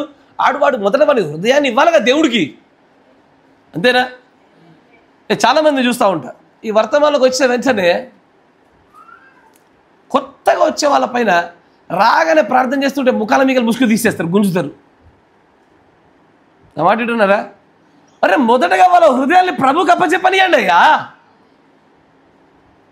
హృదయం అప్పచెప్పబడింది, ఆజ్ఞలు వాళ్ళే పాటిస్తారు. ఎప్పుడు వాళ్ళని బలవంత పెట్టాల్సి అక్కర్లే. నేటికి వాళ్ళ ఆజ్ఞలు పాటించబడి గల కారణం ఏంటంటే వాళ్ళ హృదయం దయ్యంతో నింపబడింది అనమాట. ఒక రోజున అది దేవుని వైపు మలచబడిన తర్వాత, ప్రభువుని ప్రేమించడం ప్రారంభించిన తర్వాత నువ్వెవడవే చెప్పడానికి వాళ్ళే మారుతారు. ఖచ్చితంగా మొదటగా హృదయం దేవుడితో పాటు జతపరచబడాలి కదా. అది జరగకుండా బలవంతంగా నువ్వు ఏం చేసినా అది నీ ముందుంటుంది, నువ్వు లేకపోతే ఎగిరిపోతుంది. నీ పిల్లలు నిశ్శబ్దంగా ఉండరా అంటే నువ్వు ఉన్నంతసేపు నిశ్శబ్దంగా ఉంటాడు, ఆ తర్వాత వాడు ఎప్పటిలాగా అల్లరి చేస్తాడు. అదే వాడికి వివేచన జ్ఞానం రాగానే వాడు తన స్వనీతి చేత కాకుండా తనకు ఇవ్వబడిన జ్ఞానం సరైనదని వాడు గుర్తెరిగాడు అనుకోండి, నువ్వు ఉన్నా లేకపోయినా అలాగే ఉంటాడు వాడు. దాన్ని వృద్ధి చేయడానికి బదులుగా ఆజ్ఞల్ని ఆ అధికారంతో బలవంతంగా వాళ్ళ పెరుగుతారు. అట్లాగా చేసేది. Praise the Lord. జాగ్రత్త. ఒకరి కోసం ఒకరు ప్రార్థన చేయడంలోనే క్రైస్తవ సమాజం అంతా నిర్లక్ష్యపడ్డది.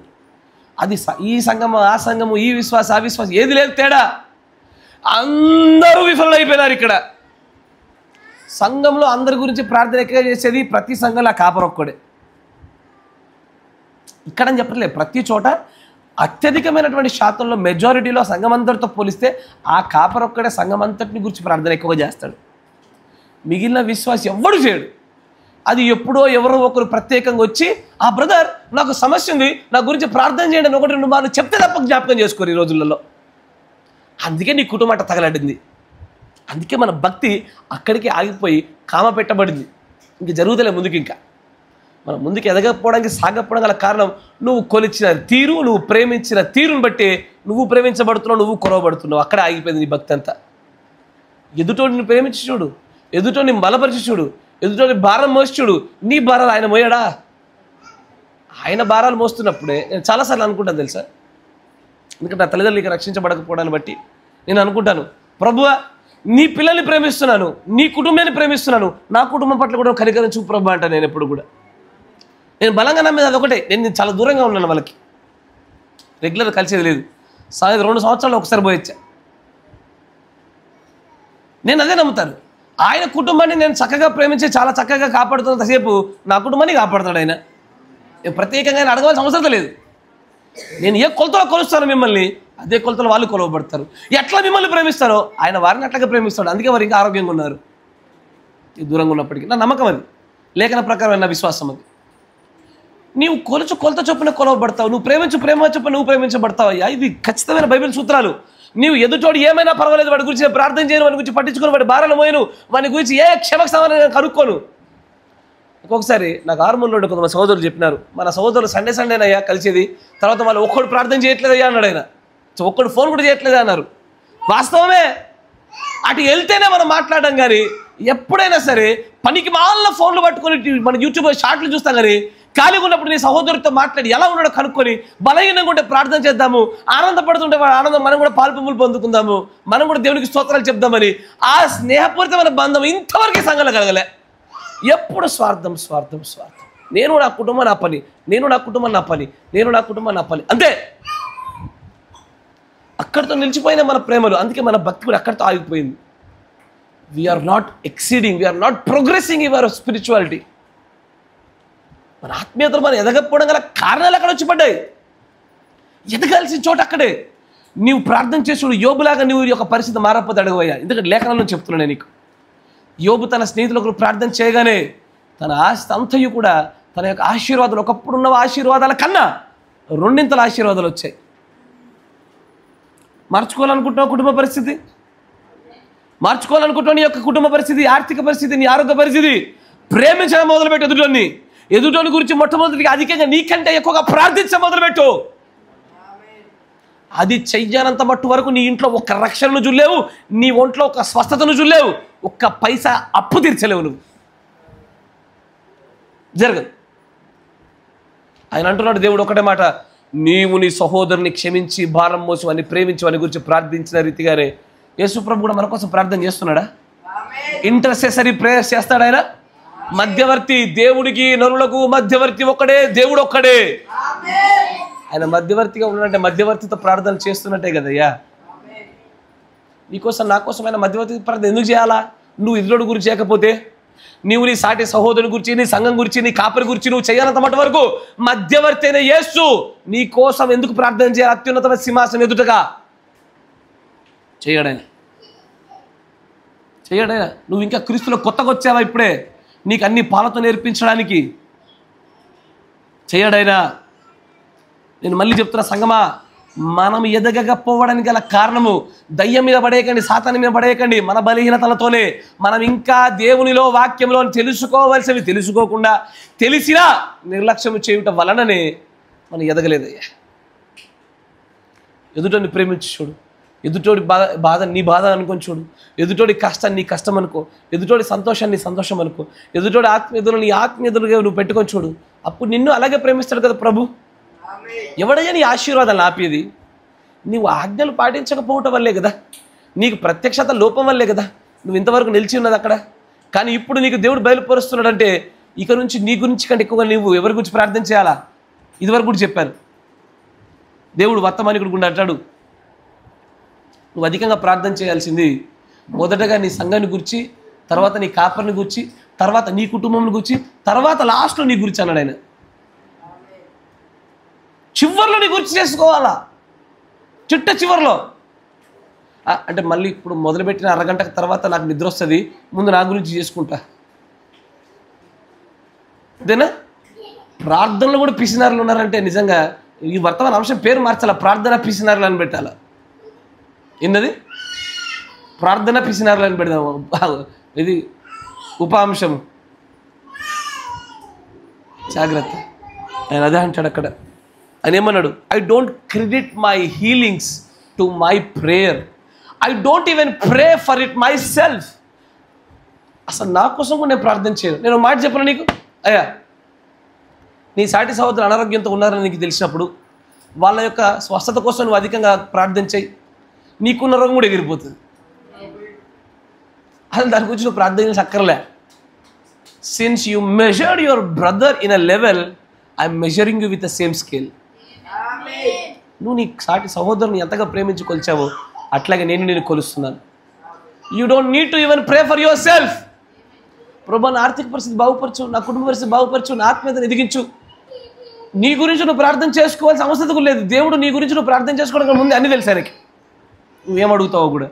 నువ్వు ఎదుటోని గురించి ప్రార్థన చేయబడలేదు, సంఘం గురించి, కాపరి గురించి, బోధన గురించి, సంఘ అభివృద్ధిని గురించి, నీ కుటుంబాన్ని గురించి, నీ సాటి సహోదరి గురించి చేయకపోవడం వల్లే నీ కుటుంబాల గురించి నువ్వు ఎంత చేసినా.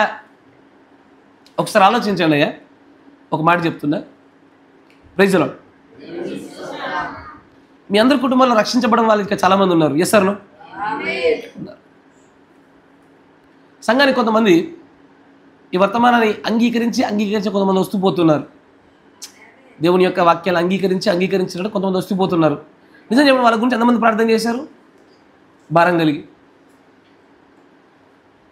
మీకంటే ఎక్కువ, అంటే మిమ్మల్ని గురించి మీరు చేసుకున్న దానికంటే ఎక్కువగా, మీ కుటుంబీకుల రక్షణ కంటే ఎక్కువగా చేశారా? ఇప్పుడు మరి మీ కుటుంబీకులు రక్షించబడాలని చేస్తున్నారు, మిమ్మల్ని ఏమనాలి? అంటే మీ యొక్క ఆలోచన ఎంత సంకుచితం అంటే, మీ దృష్టిలో కుటుంబం అంటే రక్త సంబంధికంగా పుట్టి ఒక 4 గోడల మధ్యలో ఒక పైకప్పు కింద బతుకుతున్నటువంటి ఇంటి పేరు కలిగిన మీరే కుటుంబం అనుకుంటున్నారు. కానీ యేసు ప్రభు రక్తంలో కడగబడిన ప్రతి ఓడు నా సహోదరుడే, నా సహోదరని యేసు ప్రభు అన్నట్టుగా మీరు అనగలుగుతున్నారా?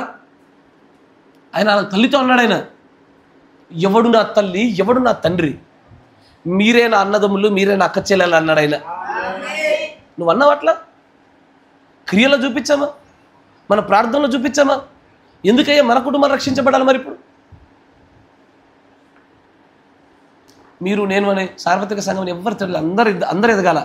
ఎదుటోడి గురించి ప్రార్థన చేయడంలో సంఘాలు ఎగిరిపోయినాయి. ఎవడైతే ప్రత్యక్షతలు చూసామనుకుని చెప్తున్న వారు అందరూ ఎగిరిపోయారు ఇక్కడే. Nobody is praying for another like they do for them self. వారిని గురించి వారు, నీ గురించి నువ్వు ఎలాగో ప్రార్థన చేసుకుంటున్నావో నీ ఎదుటోని గురించి నువ్వు ఎన్నడూ ప్రార్థించలే. కరెక్టేనా? బైబిల్లో దానియేలు అనే ఒక వ్యక్తి ఉంటాడు, ప్రార్థన యోధుడు కదా. సొలొమోను అనే ఒక ప్రార్థన ఉంటుంది, చాలా ఫేమస్ ప్రార్థన. కరెక్టేనా? ఎంత చక్కటి ప్రార్థన అంటే వాళ్ళది. ప్రవక్తలు చేసిన ప్రార్థనలు చూడండి అయ్యా. ఇజ్రాయేల్ గురించి ఎక్కువ చేశారా, వాళ్ళ గురించి వాళ్ళు చేసుకున్నారా? దానియేలు అంటాడు, నా ప్రజలు తప్పిపోతున్నారు, ఇజ్రాయేల్ నీ ప్రజలు తప్పిపోతున్నారని వాళ్ళ కోసం గోనె పట్ట కట్టుకుని కూర్చున్నాడు ఈయన. నా మాట వింటున్నారా? దానియేలు గోనె పట్ట కట్టుకొని కూర్చొని ఆహారం పక్కన పడేసి ఉపవాసం చేసింది ఎవరి కోసము? ఆయనకేం కష్టం వచ్చిందయ్యా?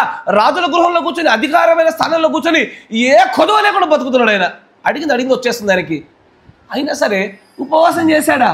గోనె పట్టు కట్టుకొని బూడిదలో కూర్చున్నాడా? ప్రార్థన చేస్తూ ప్రభు దగ్గర ప్రత్యక్షత ఎదురు చూస్తున్నాడా? ఎవరి కోసము? తన సాటి సహోదరుల కోసం చేశాడు అదంతా. అందుకే ఆయన ద గ్రేటెస్ట్ అని పిలువబడ్డాడు సెయింట్స్లలో. మనం బాగుంటే చాలు, మన కోసమే మనం ప్రార్థన చేయడం మానేస్తున్నాం మనం కదా. మనకు అన్ని సమృద్ధిగా ఉండి బాగుంటే మన కోసం మనమే ప్రార్థన చేయడం మానేస్తున్న దినాలు ఇవి. ఆ ఆనందం ఎక్కువ రోజులు ఉండదు నాన్న, గుర్తుపెట్టుకో.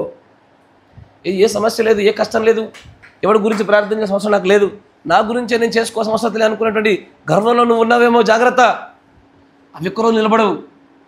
ఏ ఆస్తి అయినా, ఏ ఆరోగ్యమైనా సరే ఎత్తు పల్లాలు ఉంటాయి. డబ్బు ఒకసారి సమృద్ధిగా చూస్తాం, మళ్ళీ ఒకసారి అప్పుల పాలవుతాం, మళ్ళీ సమృద్ధిగా వస్తుంది, మళ్ళీ అప్పుల పాలవుతాం. ఈ అప్స్ అండ్ డౌన్స్ అనేవి జీవితంలో ఎప్పుడు కామనే. ఆరోగ్య విషయంలో సరే, నేను ఆరోగ్యవంతం, నాకు ఎప్పుడు ఏం కాదు అనుకునేవాడు ఎవడు లేడు. ఆరోగ్యాలు బాగుపడతాయి, మళ్ళీ పాడైపోతాయి, మళ్ళీ బాగుపడతాయి, మళ్ళీ పాడైపోతాయి. కానీ అన్ని ఎత్తు పల్లాలలో అన్నిట్లలో తోడుగా ఉండేది యేసుక్రీస్తు కృప ఒకటే. ఆ కృప నీకు తోడుగా ఉండాలంటే నువ్వు చేయాల్సింది ఎవరో తెలుసా? ఎదుటి వారి గురించి నువ్వు ప్రార్థన చేయడం మొదలుపెట్టి ఎదుటివాడి పైన భారం కలిగి ఉండు.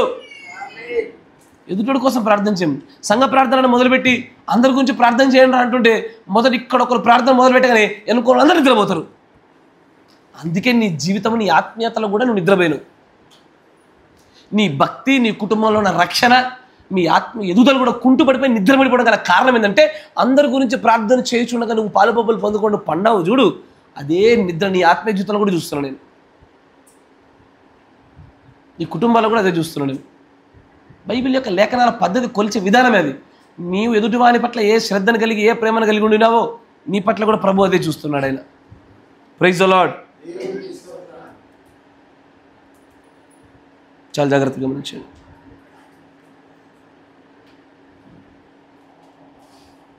మరొక కొటేషన్ చూద్దాం. 57-0308. 57-0308.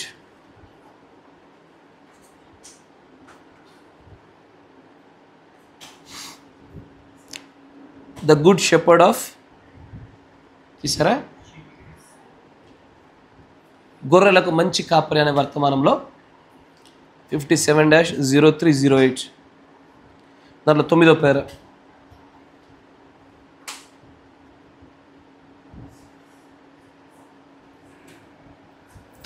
తీసారా? అండ్ అద్భుతం. తెలుగులో ఉంటే చాలా సంగతి మంచిగా ఉంటుంది, చదవండి. గమనించండి, ప్రతి సంఘము, సార్వత్రిక సంఘం అంతటికి ఇదే మాట చెప్తున్నా నేను. మన సంఘంతో పాటు కలిసి చెప్తున్నా. కోకొల్లలుగా నిండవలసినటువంటి దేవుని యొక్క రెయిన్బో ట్రౌట్స్ రాకపోవడానికి కారణం చెప్తున్నా నేను. అయ్యా నా మాట మంచి విను. ఒక్క రోజున నీ పైన ఈ నేరారోపణ జరుగుద్ది. ఇది నీకు బోధించబడింది, నువ్వు వింటున్నావు కనుక నీ పైన నేరారోపణ జరుగుద్ది. నీ ప్రార్థన జీవితంలో ఎదుటి వారి గురించి నువ్వు ప్రార్థన చేయకపోవడాన్ని బట్టి. మాట జాగ్రత్త వినండి. అప్పుడు ఆయన అంటాడు, సంఘము చల్లగా మరియు ఒక భిన్నమైనదిగా మారిపోయినప్పుడు. చల్లగా మారిపోవడం అంటే ఏంటో తెలుసా? పరిశుద్ధాత్మ యొక్క వెలుగు, వెచ్చదనం లేనప్పుడు, పరిశుద్ధాత్ముడు లేకపోయి, సంఘమంతా ఉజ్జీవం లేకపోయి, అందరూ చల్లబారిపోవడం అంటే శవం చల్లబారుద్ది. చనిపోయిన తర్వాత ఒక శవమే, ఇప్పుడు మనలో వేడి ఉంటుంది తెలుసా? బ్రతుకున్న మనలో ఎంత వేడి ఉంటుందంటే, నువ్వు చిన్న చిన్న రాళ్ళు తిన్న అరుగుద్ది, చిన్న చిన్న ఐరన్ ముక్కలైనా అరుగుతాయి కడుపులో. ఎందుకంటే మన బాడీలో ఉండే యాసిడ్స్, వేడి అలాంటిది. ఈ వేడి తగ్గిపోతుంది అంటే చనిపోతున్నట్టు. ఎప్పుడైనా నీళ్ళలో పడిన వ్యక్తిని కానీ, చనిపోతున్న వ్యక్తి కానీ, వాడు అరిపాదలు పట్టుకొని రాకి పెడతారు. వేడి ఉత్పత్తి చేద్దామని ఆలోచన. చల్లబడుతున్నారంటే చచ్చిపోయినట్టు. అక్కడ ప్రవక్త అంటాడు, సంఘము చల్లబడి అంటే సంఘము చచ్చిపోయినదై భిన్నమైన ఆత్మీయ పరిస్థితుల్లోకి వస్తుందంటే దేవుని గొర్రెలను తప్పక ఏకంగా గుంపుగా కూడి ఒకరు ప్రార్థన చేయవలసి ఉన్నది.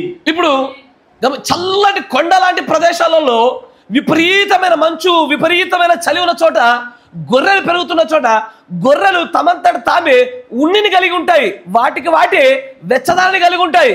కానీ కొన్ని ఆ వెచ్చదనానికి సరిపోక ఆ చలికి చచ్చిపోయే పరిస్థితిలో ఉండగా ఆ గొర్రెలకు ఒక ప్రత్యేకమైన పద్ధతి ఉంటుంది. అవన్నీ ఒకదాన్నొకటి దగ్గరకు వచ్చి ఒకటొకటి అతుక్కుపోతాయి. ఎందుకో తెలుసా? వెచ్చదనాన్ని ఉత్పత్తి చేద్దామని. నా మాట జాగ్రత్తగా వినండి. మీరు ఎక్కువగా మంచు ప్రాంతాలలో అట్లాంటి ఒక ఏరియాలలో పెంగ్విన్స్ని చూస్తే మీకు అర్థమవుతాయి. పెంగ్విన్లు కూడా అదే పద్ధతిని పట్టిస్తాయి. ఘోరమైన చలి చచ్చిపోతామేమో అనుకున్నప్పుడు అవన్నీ ఒకదాంతో ఒకటి దగ్గరకు వచ్చేసి వెట్ట కలగజేస్తాయి, ఒకదాన్ని ఒకటి వేడిని ఉత్పత్తి చేయిస్తాయి. అంతేనా? బైబిల్లో కూడా ఏముంటుంది? 3 పేటల తాడి తెగిపోదు మరియు ఇద్దరున్న చోట వెట్ట కలుగుద్ది. Yes or no? ఇద్దరుంటేనే వెట్ట కలుగుద్ది, ఒక్కడుంటే వెట్ట రాదు. నువ్వు ఒక్కరిని నీ భక్తి నువ్వు చేసుకుంటూ నేను తీసుమార్కాన్, నేను గొప్పని, నాకు వర్తమానాలు వచ్చు, నేను బాప్తిజం తీసుకున్నా, నేను మంచిగా వర్తమానాలు చదువుతున్నా, ఉపవాసాలు చేస్తున్నా, నీవు ఒంటరిగా నిలబడితే, అయ్యా నా మాటనండి, ఒంటరిగా ఉంటే సింహమైనా సరే అడవి కుక్కల చేత చచ్చిపోద్ది ఒక రోజున. Even if it is a lion, king of the jungle అయినా సరే, అడవికి రాజగు సింహమైనా సరే ఒంటరిగా ఉంటే అడవి కుక్కల చేతనైనా సరే చచ్చిపోవాల్సిందే. ఇద్దరున్న చోటే వెట్ట పుడుతుంది, ఇద్దరున్న చోటే వెచ్చదనం కలుగుతుంది. ఆ వెచ్చదనము, ఆ వేడి దేవుడి పరిశుద్ధాత్మ ఉన్నాడన్న దానికి సూచన. అది ఒకరికి కలిగే చల్లి మరొకడు పోగొట్టాలి అంటే, ఒకడికి కలుగుతున్నటువంటి ఆ ఆత్మీయ మరణాన్ని మరొకటి తీసేయాలంటే నువ్వు ఇంకొకటి గురించి నువ్వు ప్రార్థన చేయాలి. నీకు తెలీదా సంఘంలో ఎవడు ఆత్మీయంగా బలహీనంగా ఉన్నాడు, ఎవడు బలహీనంగా బలంగా ఉన్నాడు తెలీదా? నీ కళ్ళెదురుగానే ఒకడు ప్రతిదినమున సంఘానికి రాకుండా, ఆజ్ఞల్ని పాటించకుండా బలహీన పడిపోయి ఆ ఆత్మీయతలు ఎదగలేని పరిస్థితులు ఉన్నవాడు నీ కంటికి కనబడుతుండే ఈ ఎలా నన్ను తినగలుగుతున్నావు? ఎలా ప్రార్థన చేసుకోగలుగుతావు నీ గురించి? నువ్వు నీ కళ్ళ ముందే బలహీనమైపోయి పడిపోయి ఈరోజు చాలామంది రాలే ప్రార్థనకి. ఈ ఉపవాస బాధ చాలామంది లేరు. వాళ్ళు కొంతమంది వాళ్ళ యొక్క కారణాలను బట్టి లేరు, కొంతమంది కుటుంబ కారణాలను బట్టి రారు. బలహీనులు వాళ్ళు బలహీనలు తెలిసినటువంటి నీవు ప్రార్థన చేయగలుగుతున్నావు వారి గురించి? నీ గురించి కంటే నీకంటే ఎక్కువ వాళ్ళ గురించి చేయగలుగుతున్నావా? ఇదే కదా వాడు నీవు కలిసినప్పుడు మధ్యలో పుట్టుచున్న వెట్ట. ఆ వెచ్చదనం కలగాలంటే ఒకటి గురించి ఒకడు ప్రార్థన చేసుకుంటే కదా పరిశుద్ధాత్మ వేడి తగిలేది. ఆ గొర్రెల గురించి మాట్లాడుతుంది అంటాడు, ఆ సంఘం చల్లబడినప్పుడు గొర్రెలన్నీ ఒక దగ్గరికి వచ్చి ఒకరిని గురించి ఒకరు ప్రార్థన చేయడం అనేది ఒకదాంతో ఒకటి అతుకుపోయినప్పుడు వాటి మధ్యలో పుట్టే వెచ్చదనంతో సమానం అంటున్నాడు ఆయన. మనమేనయ్యా నీ సాటి సహోదరుడు సహోదరి నానాటికి నానాటికి భక్తులు ఎదగకుండా బలహీన పడిపోయి జారిపోవడానికి కారణం నువ్వు నేనే. నీ కుటుంబం, నీ సహోదరి కుటుంబం ఆత్మీయంగా ఎదగకపోవడానికి, ఆర్థికంగా బలపడకపోవడానికి, ఆరోగ్య ప్రకారం వాడు బాగుపడకపోవడానికి మనమేనయ్యా కారణాలు. ఎవడో కాదు, రేపు పొద్దున ఈ నేరం మనం మోయాల్సిందే. ఈ నేరము, ఈ నెపము మన పైన పడినప్పుడు మనం అంగీకరించవలసింది. అవును ప్రభు, నేను చేయలేదు, నా తప్పిదం అనాల్సిందే, మూల్యం చెల్లించాల్సిందే. ఇప్పటికే భారీ మూల్యాలు చెల్లిస్తూ ఉన్నాం మనం. ఎదుటివాడిని గురించి మనం పట్టించుకోకుండా దేవుడి చేత మనం విడవబడిన వారిగా ఉంటున్నాం మనం. తర్వాత అదే నిజమైన మంచి క్రైస్తవ సహవాసం. అది కదా అసలైన క్రైస్తవ సహవాసం అంటే ఏంటి? అందరూ సండే కలిసినప్పుడు ప్రైజ్ లోడని ఒకటి సెకండ్ ఇచ్చుకొని ముందుకు సాగిపోవడమా? కాదయ్యా. చల్లగా భిన్నమైన స్థితిలో సంఘం మారిపోతుండగా అలాంటి దానికి కారణమగు వ్యక్తులతో నీవు వెట్ట కలుగునట్లుగా నీవు ప్రార్థన జీవితాల గుండా వారితో ఉండి వాళ్ళని బలపరచుడే కదా. అదే కదా మంచి సహవాసం అంటే. మంచి సహవాసం అంటే ఏది? ఈ రోజు మంచి సహవాసం అంటే చెప్తా చూడు. పాస్టర్ నుండి ఒక ప్రొజెక్టర్ పెట్టి కొత్త విషయాలు చెప్పాలా, బోర్డు పెట్టి కొత్త విషయాలు చెప్పాలా. ఎప్పుడు వినని సంగతులు చెప్తే భలే పాస్టరు, భలే సంఘము, భలే సహవాసం, భలే అద్భుత ప్రత్యక్షతలు. నేను విన్నాను గొప్ప గొప్ప పాస్టర్ల యొక్క సంఘంలో కూడా విశ్వాసి మాట్లాడుకోవడాన్ని వాళ్ళు ప్రొహిబిట్ చేశారు, వాళ్ళు నిషేధించారు. ఎందుకంటే వాళ్ళలో వాళ్ళు మాట్లాడుకుంటే ఎక్కడ దురాత్మ పనిచేసి వాళ్ళలో వాళ్ళు వేరైపోతారో, భిన్నంగా మారిపోతారో అని భయం చేత కాపరి పెట్టాడు. కానీ అది అనేకమైన లేఖనాలకు విరుద్ధంగా మాట్లాడుతున్న మాట. తప్పది. దానివల్ల ఎక్కువ దూరం సాగలేరు. అది ఎప్పుడు కూడా పాస్టర్ సెంట్రలైజ్డ్ బిల్డింగ్. అది కాపరిని కేంద్రీకృతం చేస్తున్న నిర్మాణం. అది ఆ కాపరి లేవగానే మొత్తం కుప్పగొలిపోతుంది. ఆ కాపరి మృతి చెందినా, ఆ కాపరి తర్వాత తన స్థానంలో మరొక వ్యక్తిని పెట్టినా అప్పటి వరకు కాపరి మీదే కట్టబడిన ఆ సంఘము కుప్పకూలిపోతుంది. ఈరోజు ఎందుకు వెళ్తున్నావు నా సంఘానికి అంటే ఏం చెప్తారో తెలుసా? కాపరి బట్టి, దేవుని బట్టి కాదు, సంఘమును బట్టి, సహవాసాన్ని బట్టి కాదు, అక్కడ దేవుని యొక్క ఆత్మ ప్రశస్తమైనటువంటి ఆ ఉనికి, ఆ ఉపస్థితిని బట్టి కాదు. కాపరిని చూసాం, కాపరిని బట్టి పోతున్నాము. ఆడ చావడా? ఆడ మన అమరత్వం కలిగినోడా? ఎప్పుడు అట్లాగే ఉంటాడా? మూర్ఖత, మూర్ఖత, మూర్ఖత. ఇదే కదా నిజమైన సహవాసం. ఎప్పుడు ఒకరిని గూర్చి ఒకరు అధికమైన భారం కలిగి, ఒకరిని గూర్చి అధికమైనటువంటి ప్రార్థన జీవితాలు కలిగి, ఒకరి కోసం ఒకడు, నీ గురించి కాదు, నీ గురించి పక్కన పెట్టే ప్రవక్త తన గురించి తాను చేసుకోవట్లేదు అన్నాడు. నువ్వే భిన్నమైనటువంటి మార్గం కూడా వెళ్తున్నావు. నువ్వు వర్తమానం ఉన్నాననుకుంటున్నావు, but you are not living this message. దేవుని యొక్క వాక్య వర్తమానం కూడా నువ్వు విశ్వసించట్లేదు. నువ్వు అసలు నిజమైన సంఘం అంటేనే అది. కాపర్లు మారుతారయ్యా, నేను 100 సార్లు చెప్తున్నా మీకు. నేను కాపర్ వెంబడి కాపర్ వస్తాడు. కాపరి మరణిస్తాడా? వాడికి రేపు పొద్దున యాక్సిడెంటే, వాడికి అల్జిమర్ వ్యాధి వచ్చి మతిమర వ్యాధి వస్తుందేమో. నువ్వేం చేస్తావు దానికి? అప్పుడు ఇదే కాపరి కావాలంటావా? ఆ కాపరికి నోటికి దెబ్బ తాగి ఆడికి మాట సరిగ్గా మాట్లాడ రావట్లేదు అంటున్నాడు కావచ్చు, అప్పుడు ఆడే కావాలంటావా? కాపర్లు మారుతారు. కాపర్ది గవర్నమెంట్ జాబ్ కాదు, ప్రైవేట్ జాబే. ఏంటది? కాపర్ది ప్రైవేట్ జాబే. ఇక్కడ శాశ్వతంగా నిలిచేవాడు కేవలం యేసుక్రీస్తు ఒక్కడే. విశ్వాసులు వస్తారు పోతారు, కాపర్లు వస్తారు పోతారు. కాకపోతే విశ్వాసులు తరచుగా వచ్చిపోతారు, కాపర్లు కొంచెం ఎక్కువ టైం తీసుకొని పోతారేమో, కానీ శాశ్వతంగా నిలిచే దేవుడు ఒక్కడే, ఆయన సహవాసం ఒక్కటే. దీన్ని గుర్తుపట్టాలా.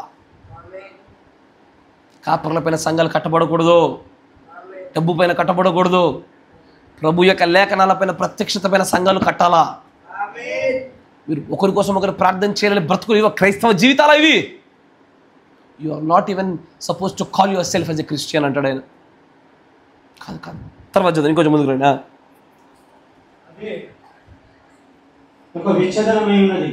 ఏది వెచ్చదనము?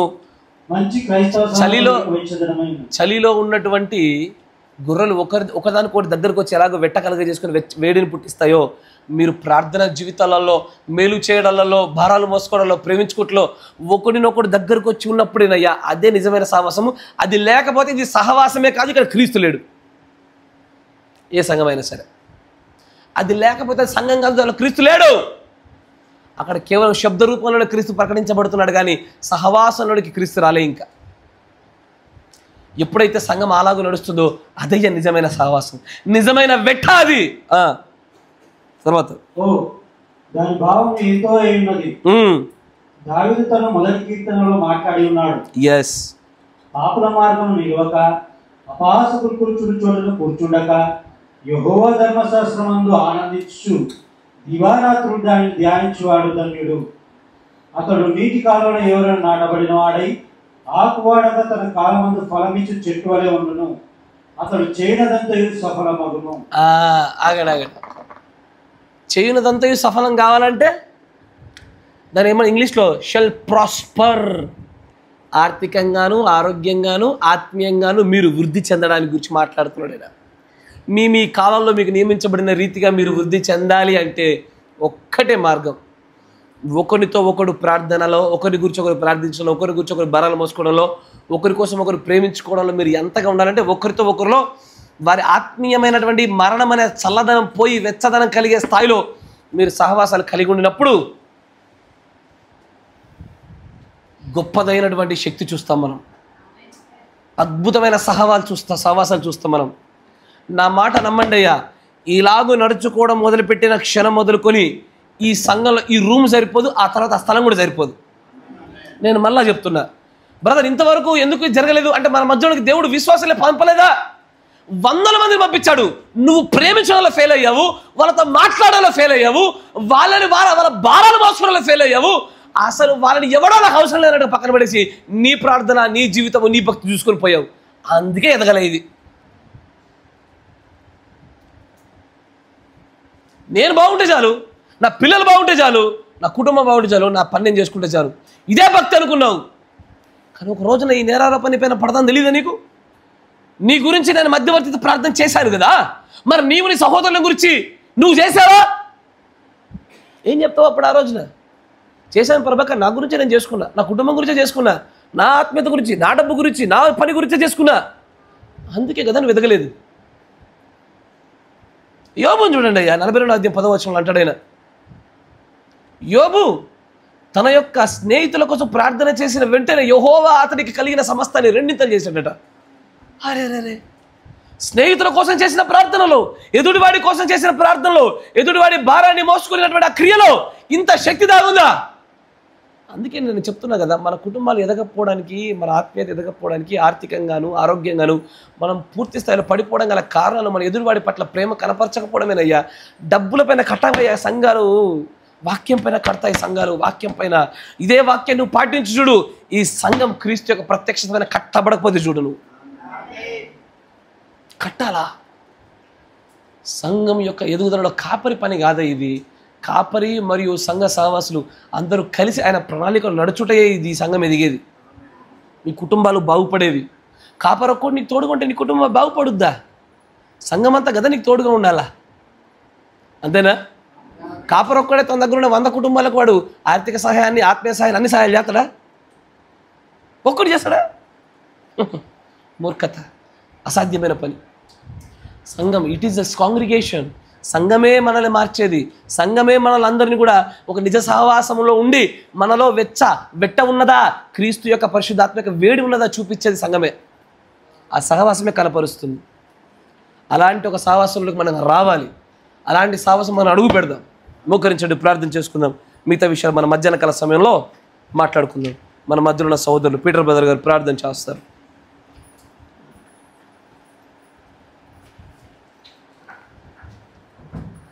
స్తోత్రం స్తోత్రం స్తోత్రం స్తోత్రం స్తోత్రం స్తోత్రం స్తోత్రం స్తోత్రం స్తుతి స్తుతి స్తుతి స్తుతి స్తుతి స్తుతి స్తుతి స్తుతి స్తుతి స్తుతి.